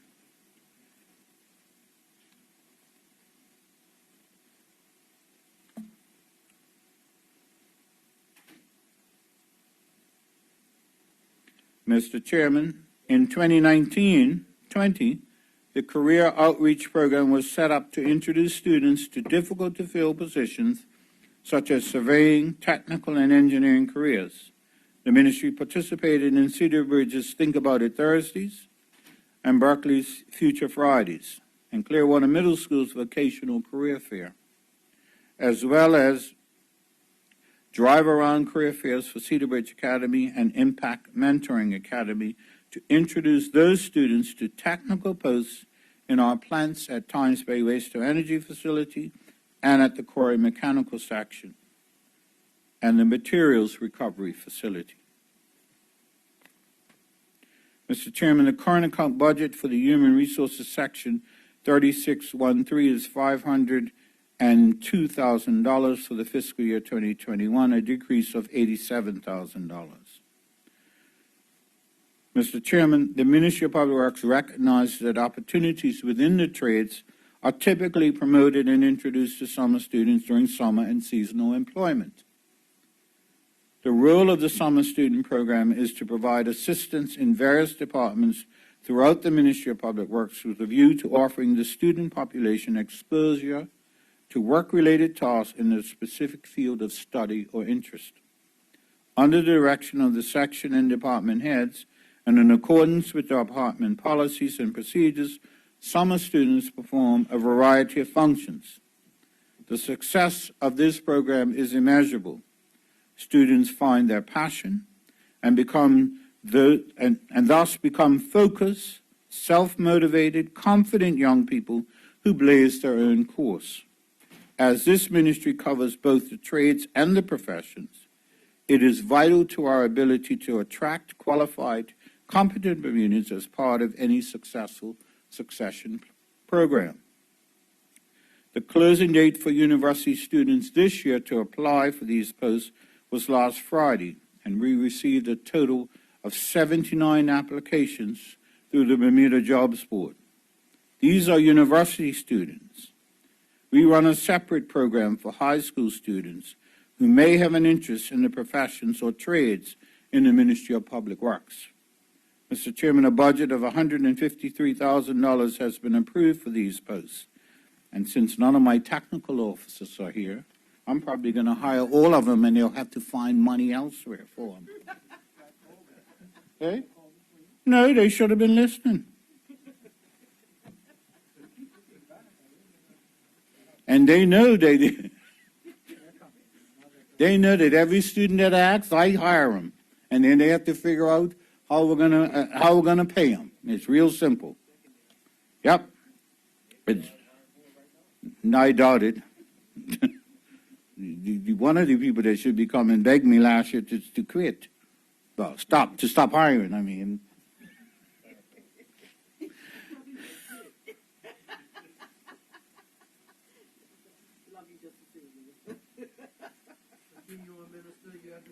I won't say what I really think. Mr. Chairman, the objective of the Architect Design Program 3614 is to deliver architectural design support for government's capital development projects in a professional, fiscally prudent, and timely manner.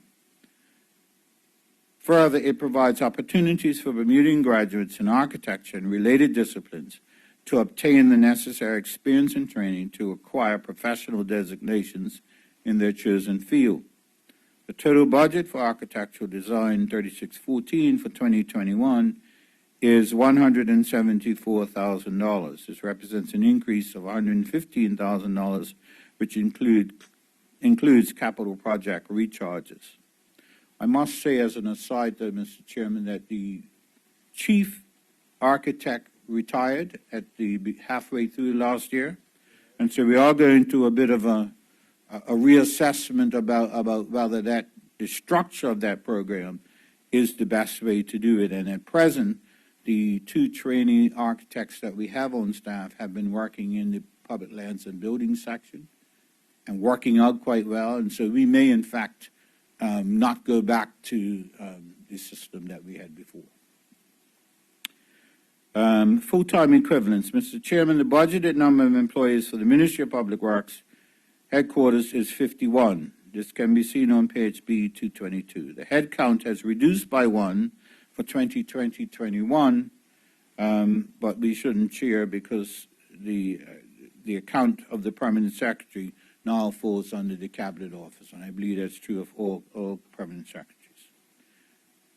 Mr. Chairman, the Public Works Headquarters will aim to conduct 4 safety and health assessments with corrective actions in the year, conduct 20 safety and health training for ministry employees, improve the procurement cycle time for requisition to creation of purchase orders in 2 days, 95% of the time, produce detailed reports on all operational and capital actual versus budgeted expenditures each month by the 10th day of the following month, 100% of the time, and improve on the finalization of capital project files. The department's architect and the design section also continues to aim to improve on the efficiencies realized by using an in-house team compared to the private sector. Capital development. Mr. Chairman, with regard to the major capital projects being managed by the Ministry of Public Works Headquarters, the overall budget capital expenditure plan for Public Works Headquarters is $10,067,000, details of which can be found on page C6 of the capital accounts. Estimates and capital developments include cost center 75050, minor works, nil, but one shouldn't get alarmed. I think it's a question of it covered in the next cost center. 75053, miscellaneous small projects of $200,000. Cost center 75054, the capital run to Redco of $1,973,000. Cost center 75099 for office relocations and alterations of $1,925,000. Cost center 75306, golf courses improvement of $1,150,000. And cost center 75334, the Redco South Basin land reclamation of $4,819,000. Mr. Chairman, the Ministry of Public Works Headquarters will provide a capital grant of $7,300,000 to the Bermuda Housing Corporation for their operations, along with an additional $1 million of which is to be allocated specifically to the North Street Homeless Shelter. This can be found on page C6 of the capital accounts estimate. The reason for putting this money in the Housing Corporation is that we have been in a public-private partnership with some community-minded business folk over the last year in doing renovations at the Housing Corporation. And anybody who's served in government will know that you're a lot easier able to manage getting money to suppliers out of Krangers than you are out of that big monstrosity called the government of Bermuda. And so we are going to leave it there. Mr. Chairman, the overall 2019-20 capital acquisitions plan for the Public Works Headquarters is $3,424,000. Under Schedule C of the capital accounts, estimates and capital acquisitions include cost center 76495, vehicles and equipment of $2,740,000 towards the replacement of aged GP vehicles as well as equipment, and cost center 76868, communications equipment of $679,000 towards the Prospect Tower replacement, Fort George building, enclosure, and anti-climb barriers with gates. Mr. Chairman, that concludes my presentation for the Ministry of Public Works Headquarters, Head 36. You don't have no support.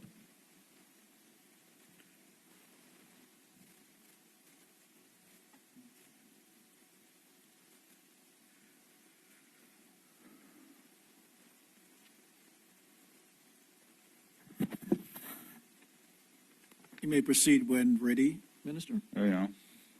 Mr. Chairman, I'd now like to turn to Head 49, Land Valuation Department, probably the smallest department in all of government, the mandate of which is to proactively maintain an accurate and fair valuation list for land tax purposes in accordance with the Land Valuation and Tax Act 1967. This includes the 5-yearly revaluation of all properties on the island. Additionally, the department provides accurate and timely valuation advice to other government departments upon request.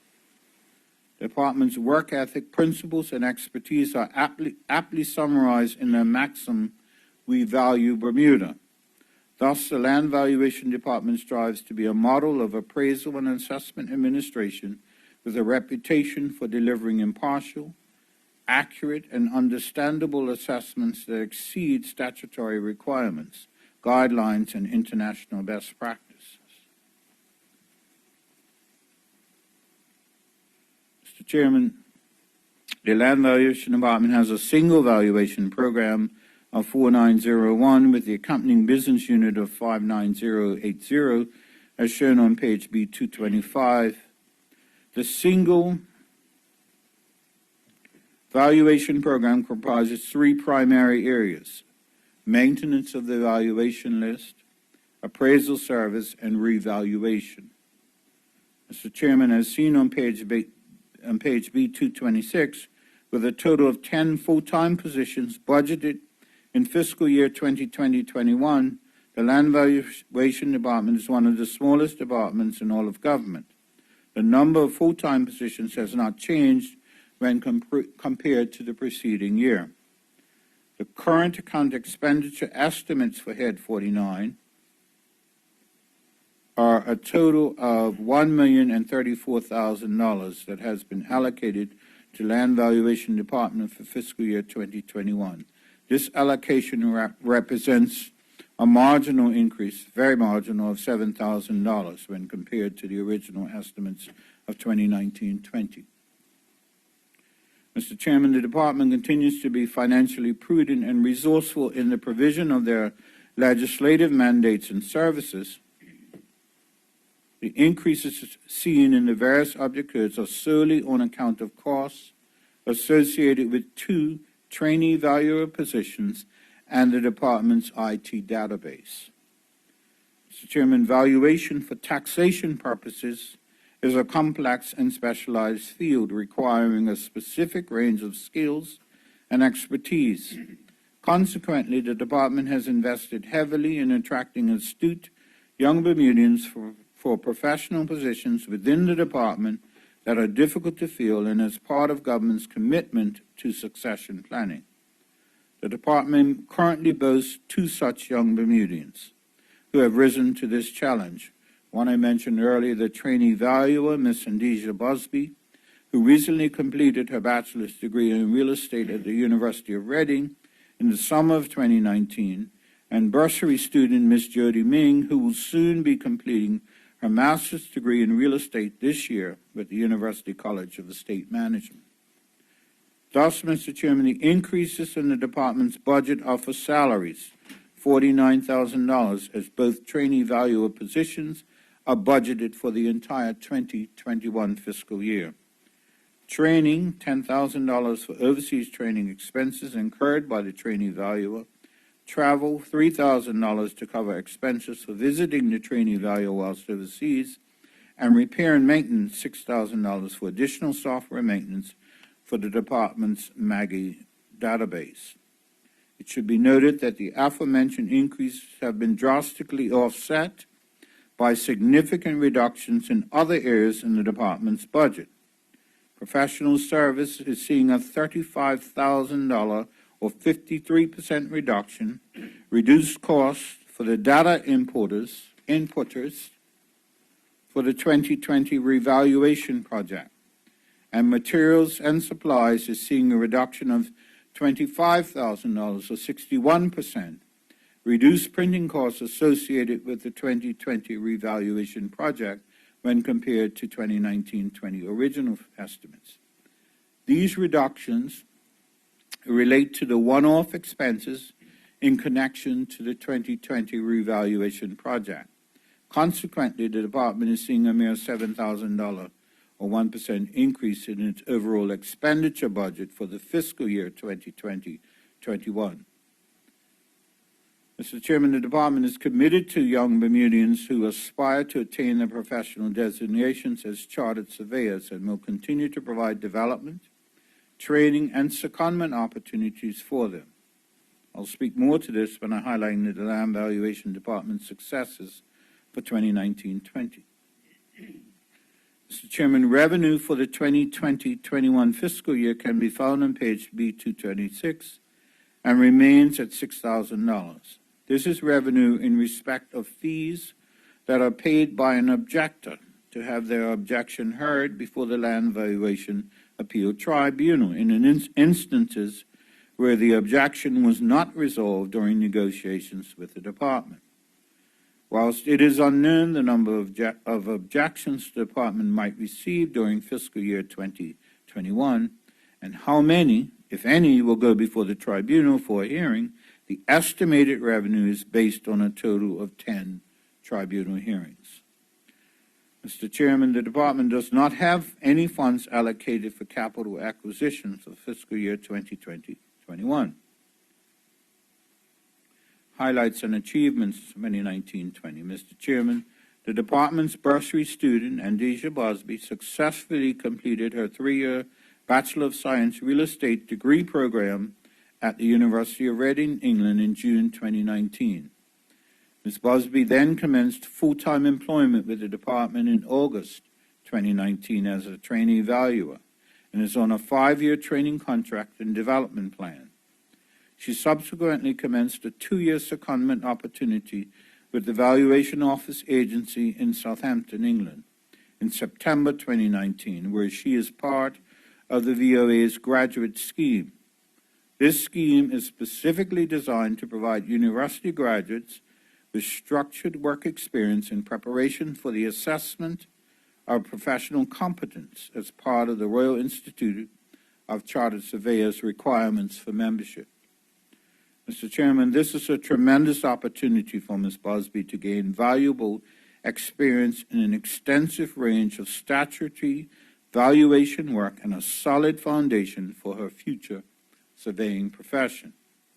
I'm pleased to report that Ms. Bosby has settled in well at the VOA and has completed the induction training both locally and at other offices, and is now undertaking inspections and valuations of various property types, including attending hearings at the Valuation Tribunal. Mr. Chairman, the appointment of Ms. Bosby as the trainee valuer is in keeping with this government's commitment to encourage Bermudians to pursue difficult-to-fill positions within the civil service, which are historically held by work permit holders. As part of the department's long-term strategy and succession planning, Ms. Bosby will assume the role of valuer within the Land Valuation Department upon gaining the requisite professional qualification and post-qualification work experience. System integration with the Land Title Registry Office. Mr. Chairman, the Land Title Registry Office is responsible for providing the Land Valuation Department copies of all sales transactions on the island. This sales information forms the basis of the department's comparable sales database and is critical to the appraisal advice provided to other government departments. Historically, batches of sales transactions were received from Land Title Registry every few months in the form of paper hard copies of the Notice of Transfer documents. As of June 2019, both departments' IT systems were integrated to enable the electronic submission of sales transactions data on a daily basis. Mr. Chairman, the benefits of the system integration are numerous and are in keeping with the Land Valuation Department to be a completely paperless office and leveraging technology, which is in line with the government's commitment to achieve 100% paperless processing by 2023. The integration of both department systems streamline processes and procedures by facilitating more efficient and modern ways of working has improved customer service and satisfaction and enhanced data security by removing the risk of paper files going missing. I will now turn my attention to the performance measures for the department for the current fiscal year. Mr. Chairman, the department has again had an exceedingly demanding year, and as one of the smallest in government, the the work of the land valuation team should never be minimized or diminished, as this team are indirectly responsible for some $95 million in government revenue from land tax, stamp duties, and immigration property license fees. The performance measures for the department can be found on page B227, and I'd like to speak to some of these notable achievements. The maintenance of the valuation list. The legislative function of maintaining the valuation list utilizes the greater part of the department's resources. This work entails inspecting, reassessing, and making a corresponding alteration to the valuation list on any residential, commercial, or tourist property that is built, altered, or demolished. At year-end 2019, there were a total of 36,290 units in the valuation list, with a combined assessed annual rental value of approximately $1.3 billion.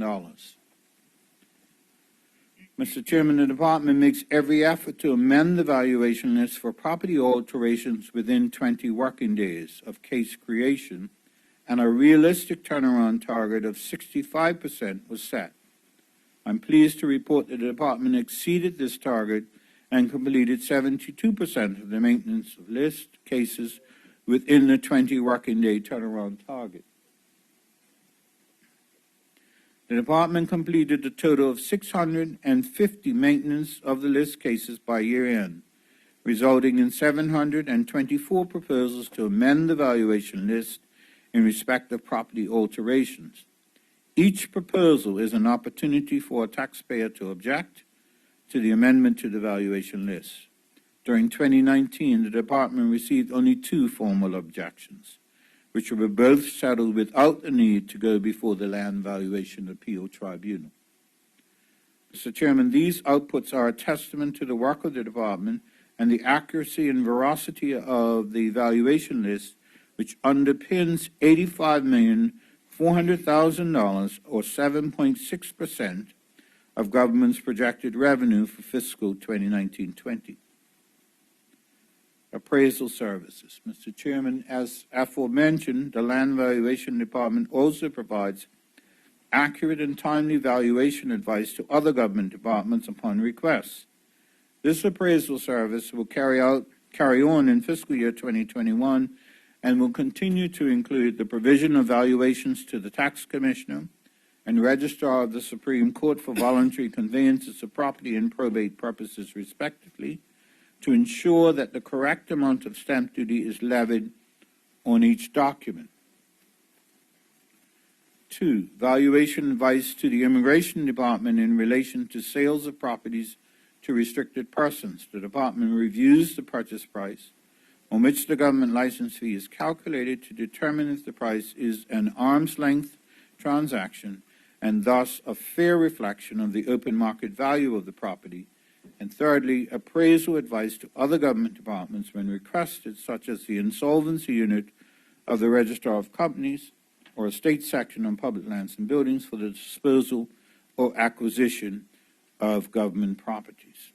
Mr. Chairman, the department provided 391 open market valuations to other government departments and impressively met each of their turnaround targets, attaining a 100% achievement rate. This included completing 298 stamp duty cases for the Tax Commissioner, all within 20 working days of receipt, 26 probate cases for the Registrar of the Supreme Court, all within 10 working days of receipt, 63 land acquisition cases for the Immigration Department, all within 5 working days of receipt, and 4 requests for open market valuations for the estate section and insolvency units combined, all within 10 working days of receipt. Mr. Chairman, the outputs and achievements of the department's performance measures for both maintenance of the list work and appraisal service are impressive when one reflects on the relatively small size of the office and its limited resources. Furthermore, the successful transition of the bursary student to trainee valuable position and continuous technological advances in creating efficiency speaks volumes to the dedication and commitment of the land valuation team, and they should be commended for these accomplishments. Initiatives for the forthcoming year.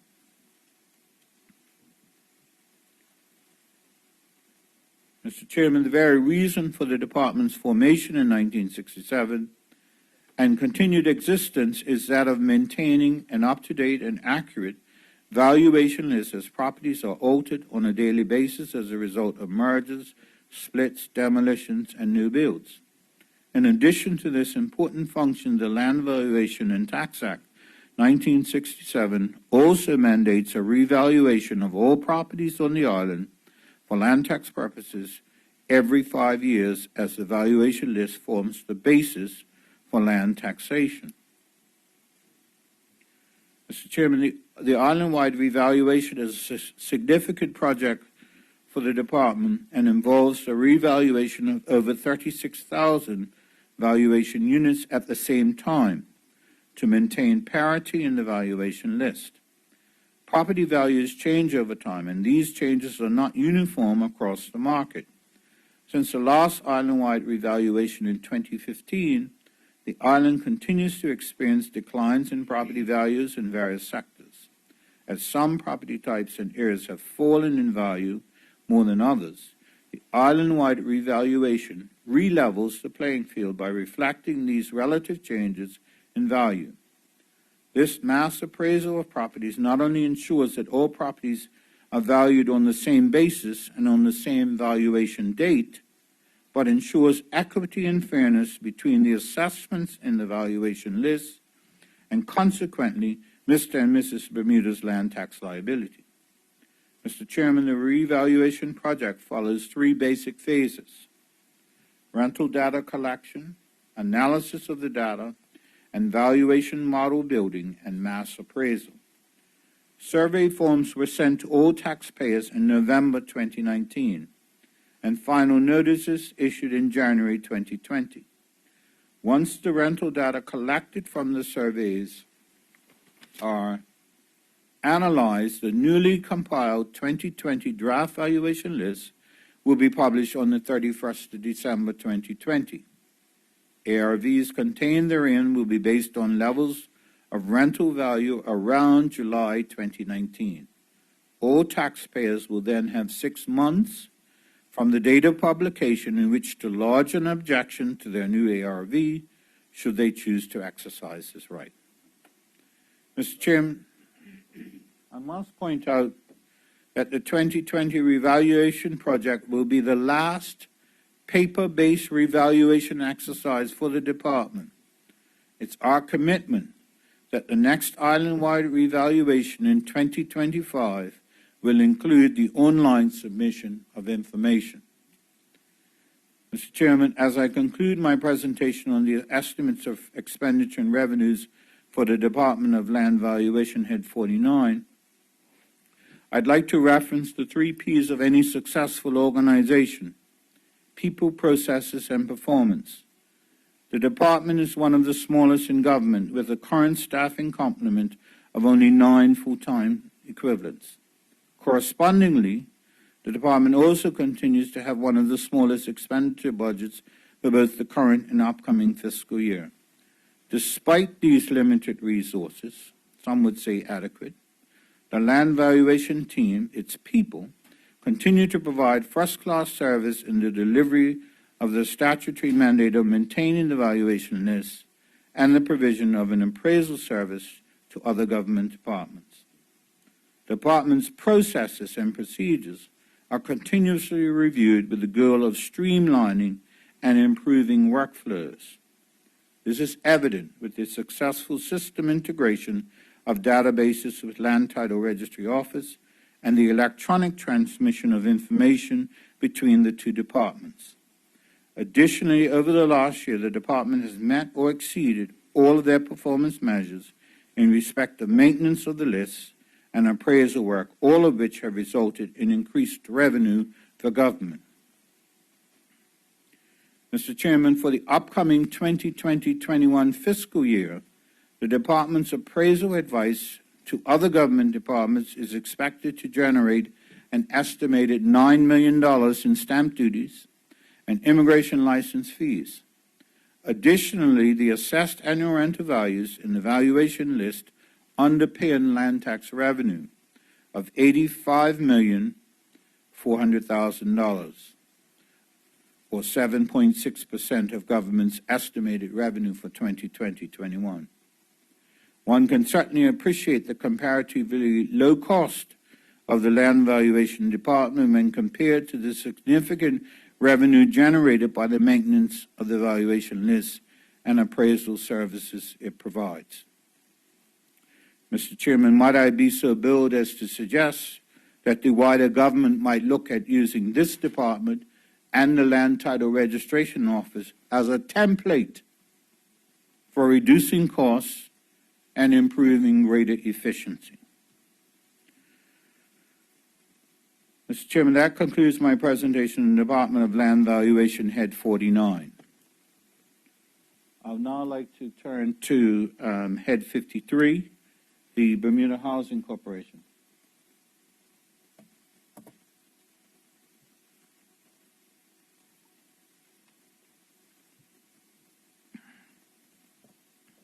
Mr. Chairman, the mission statement of the BHC is to provide accessibility to adequate, affordable housing and promote independent living to enhance the quality of life in Bermuda. Mr. Chairman, the Housing Corporation's grant allocation of $6,050,000 represents no change from the previous year. The allocated grant will be used to subsidize the annual cost of repairs, normal maintenance of properties, support services for families and individuals, and rental assistance via the Rent Geared to Income program to clients of the corporation and for the continuation of the Hustle Truck program. In addition to the operating assistance grant, the BHC is budgeted to receive a capital grant of $4,800,000, which is the same as last year as well. The capital grant will be used to pay for the interest and principal amounts due on the corporation's outstanding bank loan of $35,850,000. Mr. Chairman, the primary functions of the Housing Corporation are to provide housing in Bermuda, to promote home ownership, to undertake and carry out housing schemes, and to undertake such other functions in connection with housing as the minister responsible for housing may require. The corporation continues to provide methods for Bermudians to gain entry into the housing market, whether it is by way of becoming first-time homeowners or renting affordable units that are available. The corporation continues to strive to provide adequate, achievable, and affordable housing which will benefit Bermudians. The corporation continues a public-private partnership with Clarion Bank to assist hardworking Bermudians to obtain their first home, the Home Start program. To date, that program has assisted 14 Bermudian families in their quest to become first-time homeowners. The initiative has been very successful in providing properties available for sale at affordable prices. The sale price of these properties have been significantly reduced in return for sweat equity to bring the properties back to a healthy, habitable state. Many of the properties on offer were previously vacant and derelict, eliminating unhealthy eyesores from the Bermudian landscape.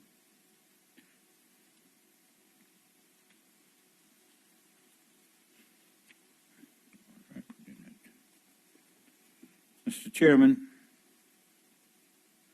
I have recently had approaches from 4 separate entities directly about bringing Bermudian derelict placed properties back online and rehabilitating them. I'm probably breaking all the rules, but I have entertained every single one of them and encouraged them to go away and come with a proposal about how they might rehabilitate those properties, and then we'll put it through the filter of public lands and buildings and come up with an agreement that will bring those properties back online. Mr. Chairman, the Housing Corporation administers a number of programs in pursuit of its mission, including managing and leasing a large inventory of properties comprising houses and apartments. Some of these properties are owned by the corporation, and others are leased from private sector owners. The BHC manages 500 government and private sector residential units island-wide, 8 transitional homes consisting of 180 rooms, and the BHC also manages and controls the Hustle Truck program, the acronym for helping the unemployed sustain themselves with limited employment, which has been in successful operation since 2007, and this year marks the 13th anniversary of the program.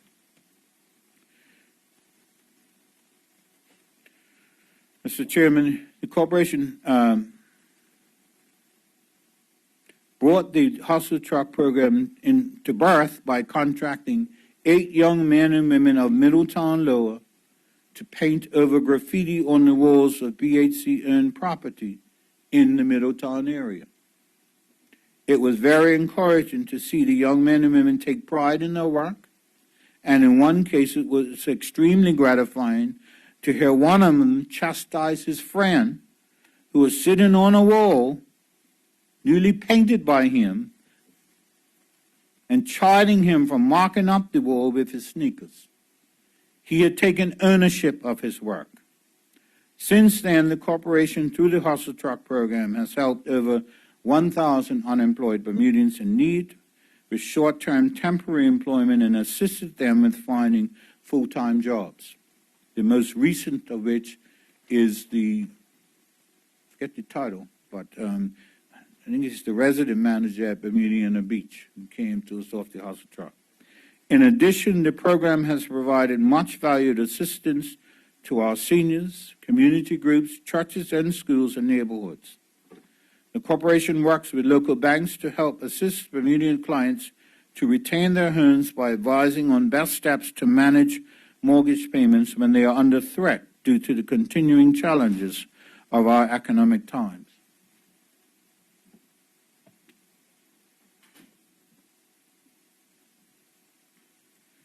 The corporation continues to find ways to reduce expenses and generate positive cash flows through efficient use of current staffing levels, redistribution of duties, retraining, and in-house seminars. The corporation has been able to use available staff members to ensure daily operations are performed to expectations and in some cases exceeding expected levels. Further additional efficiencies and cost savings are underway as the corporation is working towards the integration of the administration of the Bermuda Land Development Company operations with the operations of the Bermuda Housing Corporation. Mr. Chairman, the BHC is transforming the former Grand Atlantic condos into Bermuda's newest tourism venture, the Bermuda Beach Resort Condo Hotel. The corporation has hired 3 young Bermudians to take over the management of the property. They are Mr. Alan Walker, who has been appointed General Manager of the development, Deborah Levrock as Operations Manager, and Donovan Simmons as Resort Manager. We're honored that 3 Bermudians have expressed confidence in the success of the Bermuda Beach Resort and our Bermudian tourism product and wish to be a part of that success.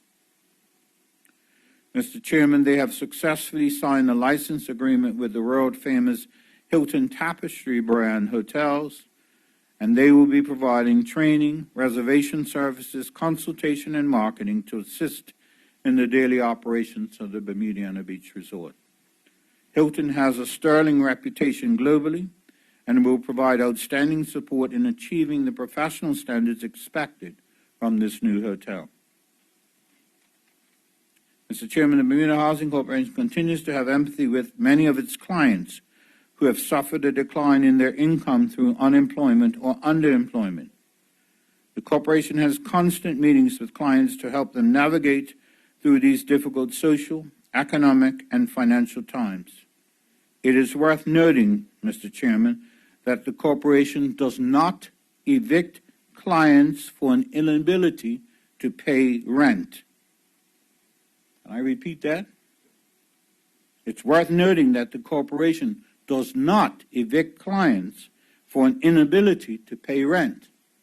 And if anybody look at their financials and see the outstanding debt that they're carrying, they'll know that that is true. But rather, when the difficult decisions are made to evict, it is because of clients' irresponsible or unhealthy behavior after multiple meetings, cautions, and intervention programs. And as an aside, Mr. Chairman, we're likely to see 3 of those evictions in the next few days in the courts. And all I would suggest to anybody who has any sympathy to ask, how much has their arrears grown and how low the cases have been in existence? Minister, if I may, there was a request from a couple of members that we adjourn early, I know, so that members could feel free to go to the International Women's Day event. It's only 10 minutes left. I mean, my advice is, I think my position is that we should just go right to lunch. I suspect we're going to be amply represented at that event, and persons within the next 10 minutes can join the members who are there. Would you? I have no objection to that. If you, yeah. So we only have 10 minutes left. We have to walk and chew gum, and some of us have had enough of International Women's every day. Well, thank you, Minister. You may proceed. You may proceed, Minister.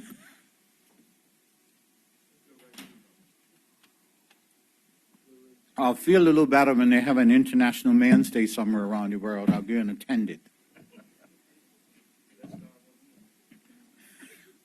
Mr. Chairman,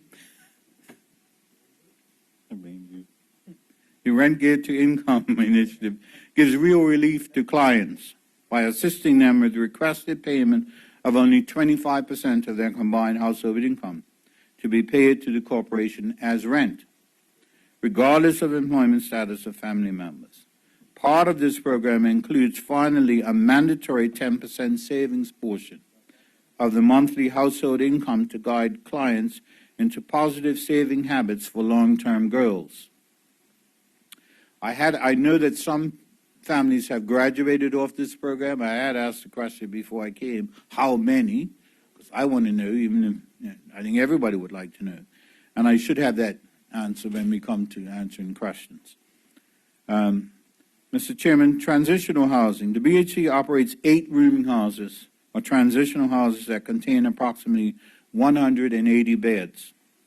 The various houses are located throughout the island and provide a safe habitat for BHC clients. The rooming houses cater to households that need immediate, safe, or emergency accommodation.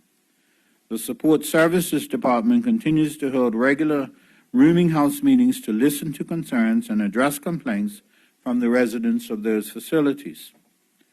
Satellite office at the largest rooming houses at Southside are charged with regular meetings with clients who have fallen on hard times. The support given includes economic, social, and psychological guidance to occupants to assist them in graduating out of the facility into more traditional Bermuda living. Since its inception in 2007, 380 families have transferred out of the rooming house facilities. Gulfstream is a multi-unit rooming house comprised of 78 rooms and currently houses 54 families from various backgrounds. Some families have adjoining rooms to ensure adequate privacy for parents and children.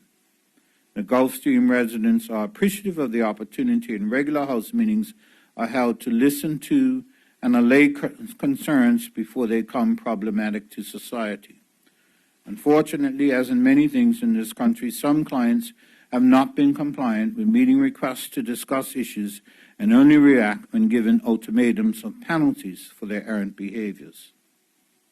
I might add, Mr. Chairman, that the corporation is also exploring best practice internationally, because there is a growing belief that the size of this facility is probably not conducive to the type of housing that we want to provide in Bermuda, and so we may be transitioning from this into another model. Mr. Chairman, Building 632, known as Langley House, is a 61-bed rooming house facility also located at Southside St. David's. The rooming house is used specifically to house men in need of affordable, safe accommodation. There are currently 50 men residing in that facility. The corporation has qualified social workers working out of the satellite offices, including a former police officer, to monitor and correct antisocial behavior. Harmony Club. The corporation is in the process of transforming the Harmony Club property into studio and one-bedroom units, which will be used primarily to house seniors on the ground floor and families on the second floor who are mobile and can live independently. Harmony Club property is also used as the hustle truck offices, and the Gatehouse building is used to provide emergency accommodation for persons in immediate distress or in need of immediate housing. BHC Style. The BHC has recently initiated an interns program for 3 young Bermudians who are working with the corporation for 1 year. This intern program is used to ensure that our young people have guidance and counseling as they make firm decisions on their career choices. They are working in different departments of the corporation, including finance, property management, property operations, compliance, and the support services department.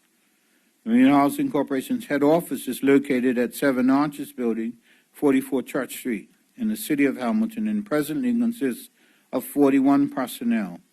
Of that total, 4 hustle truck members operate from office space at Harmony Club, and 3 staff members under the support services department operate off-site at a satellite office in the Southside complex. The current structure of BHC consists of 7 departments: property management with 2 staff, property operations with 10, finance, collections, and home ownership services of 8, support services of 10, administration of 5, human resources of 2, and hustle truck of 4. Project management. Mr. Chairman, the projects department, consisting of 2 employees, assists with advice regarding major repair work necessary on existing buildings owned by the corporation to ensure longevity of the corporation's assets. The department has recently been restructured, with the project managers overseeing the multiple developments that come under the BHC remit to ensure effective and cost-conscious maintenance programs keep the units in safe and healthy states. They also are responsible for initial drawings of projected capital projects, as well as the project management of the properties through to completion. Projects planned for the year include conversion of blocks B and D at Harmony Club into the 1-bedroom and studio units, restoration and conversion from 5 units to 9 units of Chelsea Apartments in St. George's, renovation and conversion of the former St. David's Preschool building into loft apartments, renovation and conversion of the former St. George's Police Barracks into rental studio accommodation. Property Operations Department is responsible for the maintenance of BHC's housing stock of approximately 700 units, including the rooming houses island-wide. The department's responsibilities include the regular maintenance of buildings under the control of BHC and providing advice and assistance to clients on BHC and housing-related matters. The department is comprised of 3 property officers, 6 maintenance officers, and 1 administrative assistant. The department conducts regular maintenance checks of buildings under the management of the corporation and is responsible for small maintenance works along with coordinating more difficult tasks with trusted and able contractors. Last year, the Property Operations Department completed approximately 2,700 maintenance requests. The requests for maintenance are wide-ranging. They include everything from simple plumbing, electrical, water, sewage, and roof repairs to landscaping, painting, flooring, and major renovations. The Finance Department has a total staff of 9 employees, consisting of 1 finance manager and 2 assistant finance managers, one responsible for reporting and the other for IT, one account supervisor, 3 finance officers, and 1 cashier. The Finance Department carefully monitors the corporation's spending and compliance, ensuring that policies and procedures are adhered to and that clients act responsibly in paying their bills in a timely manner. The Finance Department fields questions of a financial nature, provides mortgage advice, and assists clients with understanding their financial obligations to the corporation. The Support Services Department is the department responsible for ensuring that adequate housing is found for BHC clients. The department conducts regular inspections of BHC housing inventory to ensure clients are compliant with their rental contracts. The department consists of 10 persons, 1 manager, 1 rentals caseworker, 2 transitional house caseworkers, 2 junior transitional house caseworkers, 3 rental inspectors, and 1 intake officer. There is a current wait list for BHC accommodation of 108 clients. I personally believe that that is underreported, and I tell them so. The Support Services Department offers a myriad of services to clients that include money management, housekeeping, social and behavioral problem eradication, child care, and health and safety guidance. In addition, the department offers advice on support from other agencies that stand ready to assist clients who are in need of professional counseling. The Administration Department consists of the General Manager, 1 Executive Assistant, 1 Receptionist, and 2 Office Assistants. This department is responsible for the orderly daily business of the corporation. The HR Department has a staff of 2 and ensures that staff members have the required skills to efficiently and successfully carry out their daily roles as the corporation ensures employees' welfare, provides mentoring and training services. The Hustle Truck program continues to be a valuable assistance to unemployed persons who actively seek work. The program operates out of the Harmony Club and caters to 20 temporary employees per week. The Hustle Truck continues to be a valuable assistance to Bermuda with the ability to adjust to the needs of the community as they arise. The current cost of the program is approximately $1 million per year, 20 people per week for up to 3 months total per year, taking 1 week off each month to seek regular employment. At this level, the corporation is able to rotate through approximately 260 different people per year. The program is available for any unemployed Bermudian. At present, there are approximately 35 people on the wait list daily who are advised to return the following day for the opportunity to work. The Hustle Truck office keeps a database of information on the unemployed and their skill sets for the specific purpose of making a good fit with partnering with employers. The office regularly receives requests from employers for qualified and suitable potential employees. Upon receipt of these requests, the database is checked, and those persons who have the required qualifications are sent on interviews in the hopes of achieving full-time traditional employment. In addition, the Hustle Truck has fundamentally replaced the bulk waste pickup section that was closed in the Ministry of Public Works by collecting and cleaning neighborhoods of illegally dumped bulk waste items such as mattresses, sofas, furniture, and appliances on a weekly basis. The corporation has completed an MOU with the internationally recognized Cisco IT Training Network, networking and cybersecurity solutions company to train unemployed Bermudians in IT solutions. The initiative is the first step in providing skills to Hustle Truck members to enable them to increase their opportunities for full-time employment by teaching them transferable skills in computing operations. The first cohort of 5 students completed phase 1 of the program 2 weeks ago. Mr. Chairman, the Bermuda Housing Corporation has a very important role to play in Bermudian society, assisting vulnerable people, including seniors, mental health patients, inmates, young people, and those who have fallen on hard financial times. They continue to come up with courageous, innovative plans to help Bermuda combat the escalating cost of living causing stress in many Bermudian families.